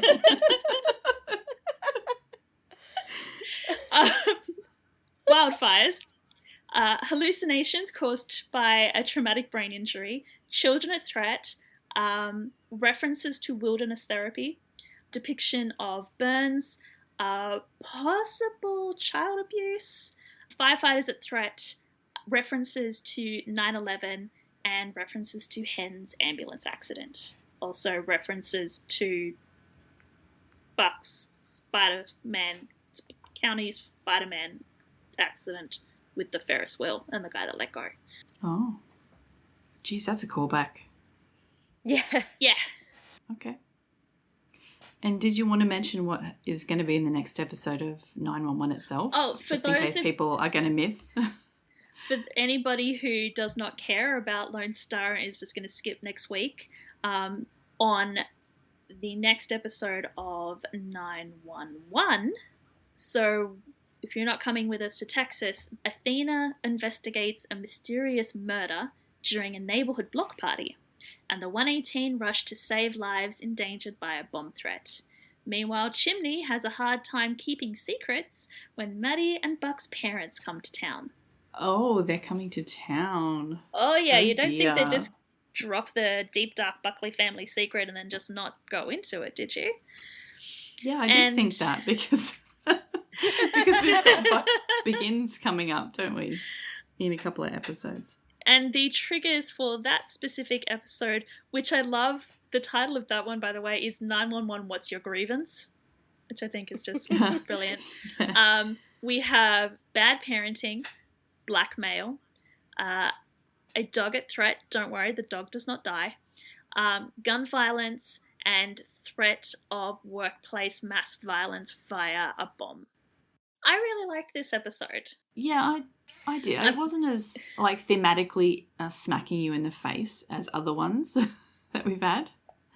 It was a good start of the season. Like, there was enough stuff to move the story along, but also funny emergencies. Yeah, so you had the funny emergencies, but they were woven in between the actual character development and character storylines. Yeah. And I thought that it was very clever with, you had Eddie, who is afraid for the future technologically wise. But then you also had Maddie, who was afraid for the future of her child. That was also tied with her past and Buck's past, which then allows for that storyline to sort of continue or to develop. Yeah, it was a good mixture of different types of futuristic things too. Yes. And a nice play on words with the title without anyone actually like physically dropping the title reference, the reference to the title. Is it like future tense as in, as in tenses as in writing, so we're talking about the future, but also tense as in just like tension. Very clever. This episode was written by Andrew Myers. That makes sense. So I think we've talked about Andrew, that he's like the Bobo of 911. So with the that makes the Buck and Eddie scenes kind of make sense when you realise that it was Andrew who wrote it. Yep. All right. Well, please do let us know what you thought about this episode by leaving us a comment on the episode post on thatweewoo.com, or you can leave us a comment directly in Spotify or on social media. You can join us next week for the crossover episode with 911 Lone Star, which is called Hold the Line, which is actually, have we got like a season and episode number of that one so that we can let people know? That is strangely season 2. Hold the Line is the 3rd episode of season 2. So season 2, episode 3. Okay. And we can talk about how weird it is that there are 3 episodes into the 2nd season and doing a crossover with the OG when we actually watch the episode. Did it air right after? Hang on. Yeah, so it goes, Future Tense was at 8 p.m. on February the 1st, and then Hold the Line for 911 Lone Star was at 9 p.m. on the same day. Okay, so just like the Dr. Odyssey crossover, they did the same thing, Yeah. Yeah. It was like immediately after? It was immediately after. I guess that's to encourage the 911 viewers to just stick around. To keep hold the line. And It confused me so much when I first watched it because I didn't realise that the crossover was going to happen on Lone Star. And so the next episode started and I was like, why are they not in Texas? Yeah. Like, we can go into like why they did that when we actually watch it, because it's the weirdest fucking thing. But anyway. So yes, if you want to join us, it is season 2, episode 3. And Alice will be able to explain all of the backstories and everything. So if you watch it and you're confused as fuck about what's going on, Alice will hopefully be able to explain that. I'll fill you in on my babies. Yeah. I get to see Judd and Grace again. Because I know a little bit, but I don't fucking care enough to learn all of it. No. And I know absolutely nothing. So you have to introduce everyone to me. Okay, so either next week, hold the line for 911 Lone Star, or in 2 weeks' time, we will be talking about 911, what's your grievance? See you then. Bye. Bye. 911 is a fictional show, but many of the situations portrayed happen in the real world too. If any of the topics we've discussed in this episode have affected you, please know you're not alone. You can call or text numbers in your country for help. Just Google crisis support in your location to find out the number. If you enjoy our podcast, you can help us out by leaving us a review on Spotify or your preferred listening app, and by sharing our social media posts. Find out more at thatweewoo.com.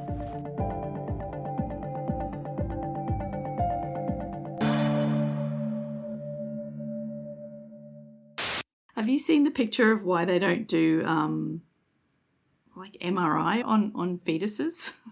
Oh yeah, they look fucking terrifying. Because they look really scary. Ooh. They look like fucking weird demon things. They look like aliens, like, yeah. Because it's like an actual cross-section of... Oh. Yeah. Okay. Oh, good Lord. Oh, that is terrifying. Yeah. It's staring into my soul. Oh my God. Oh, hang on.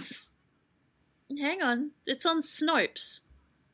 It's being fact-checked. Oh, it's not real?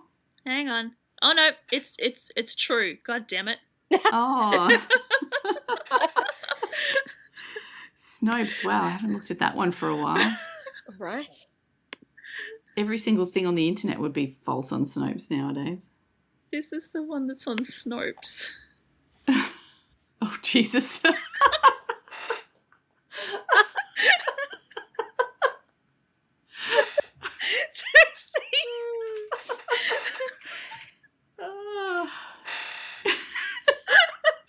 Jesus Christ. That is not crispy. That looks like you need to say some Latin to get rid of it. Exercimus te. Oh my god. Oh, Jesus. Well, I don't think I'm getting any sleep tonight. I'm just going to be haunted. I know. Episode 4, I believe. Let me just I wanted to say episode 4. Lone Star, hold the line. Loving it always on time. Whoa, whoa, whoa. Glad it wasn't just me thinking that.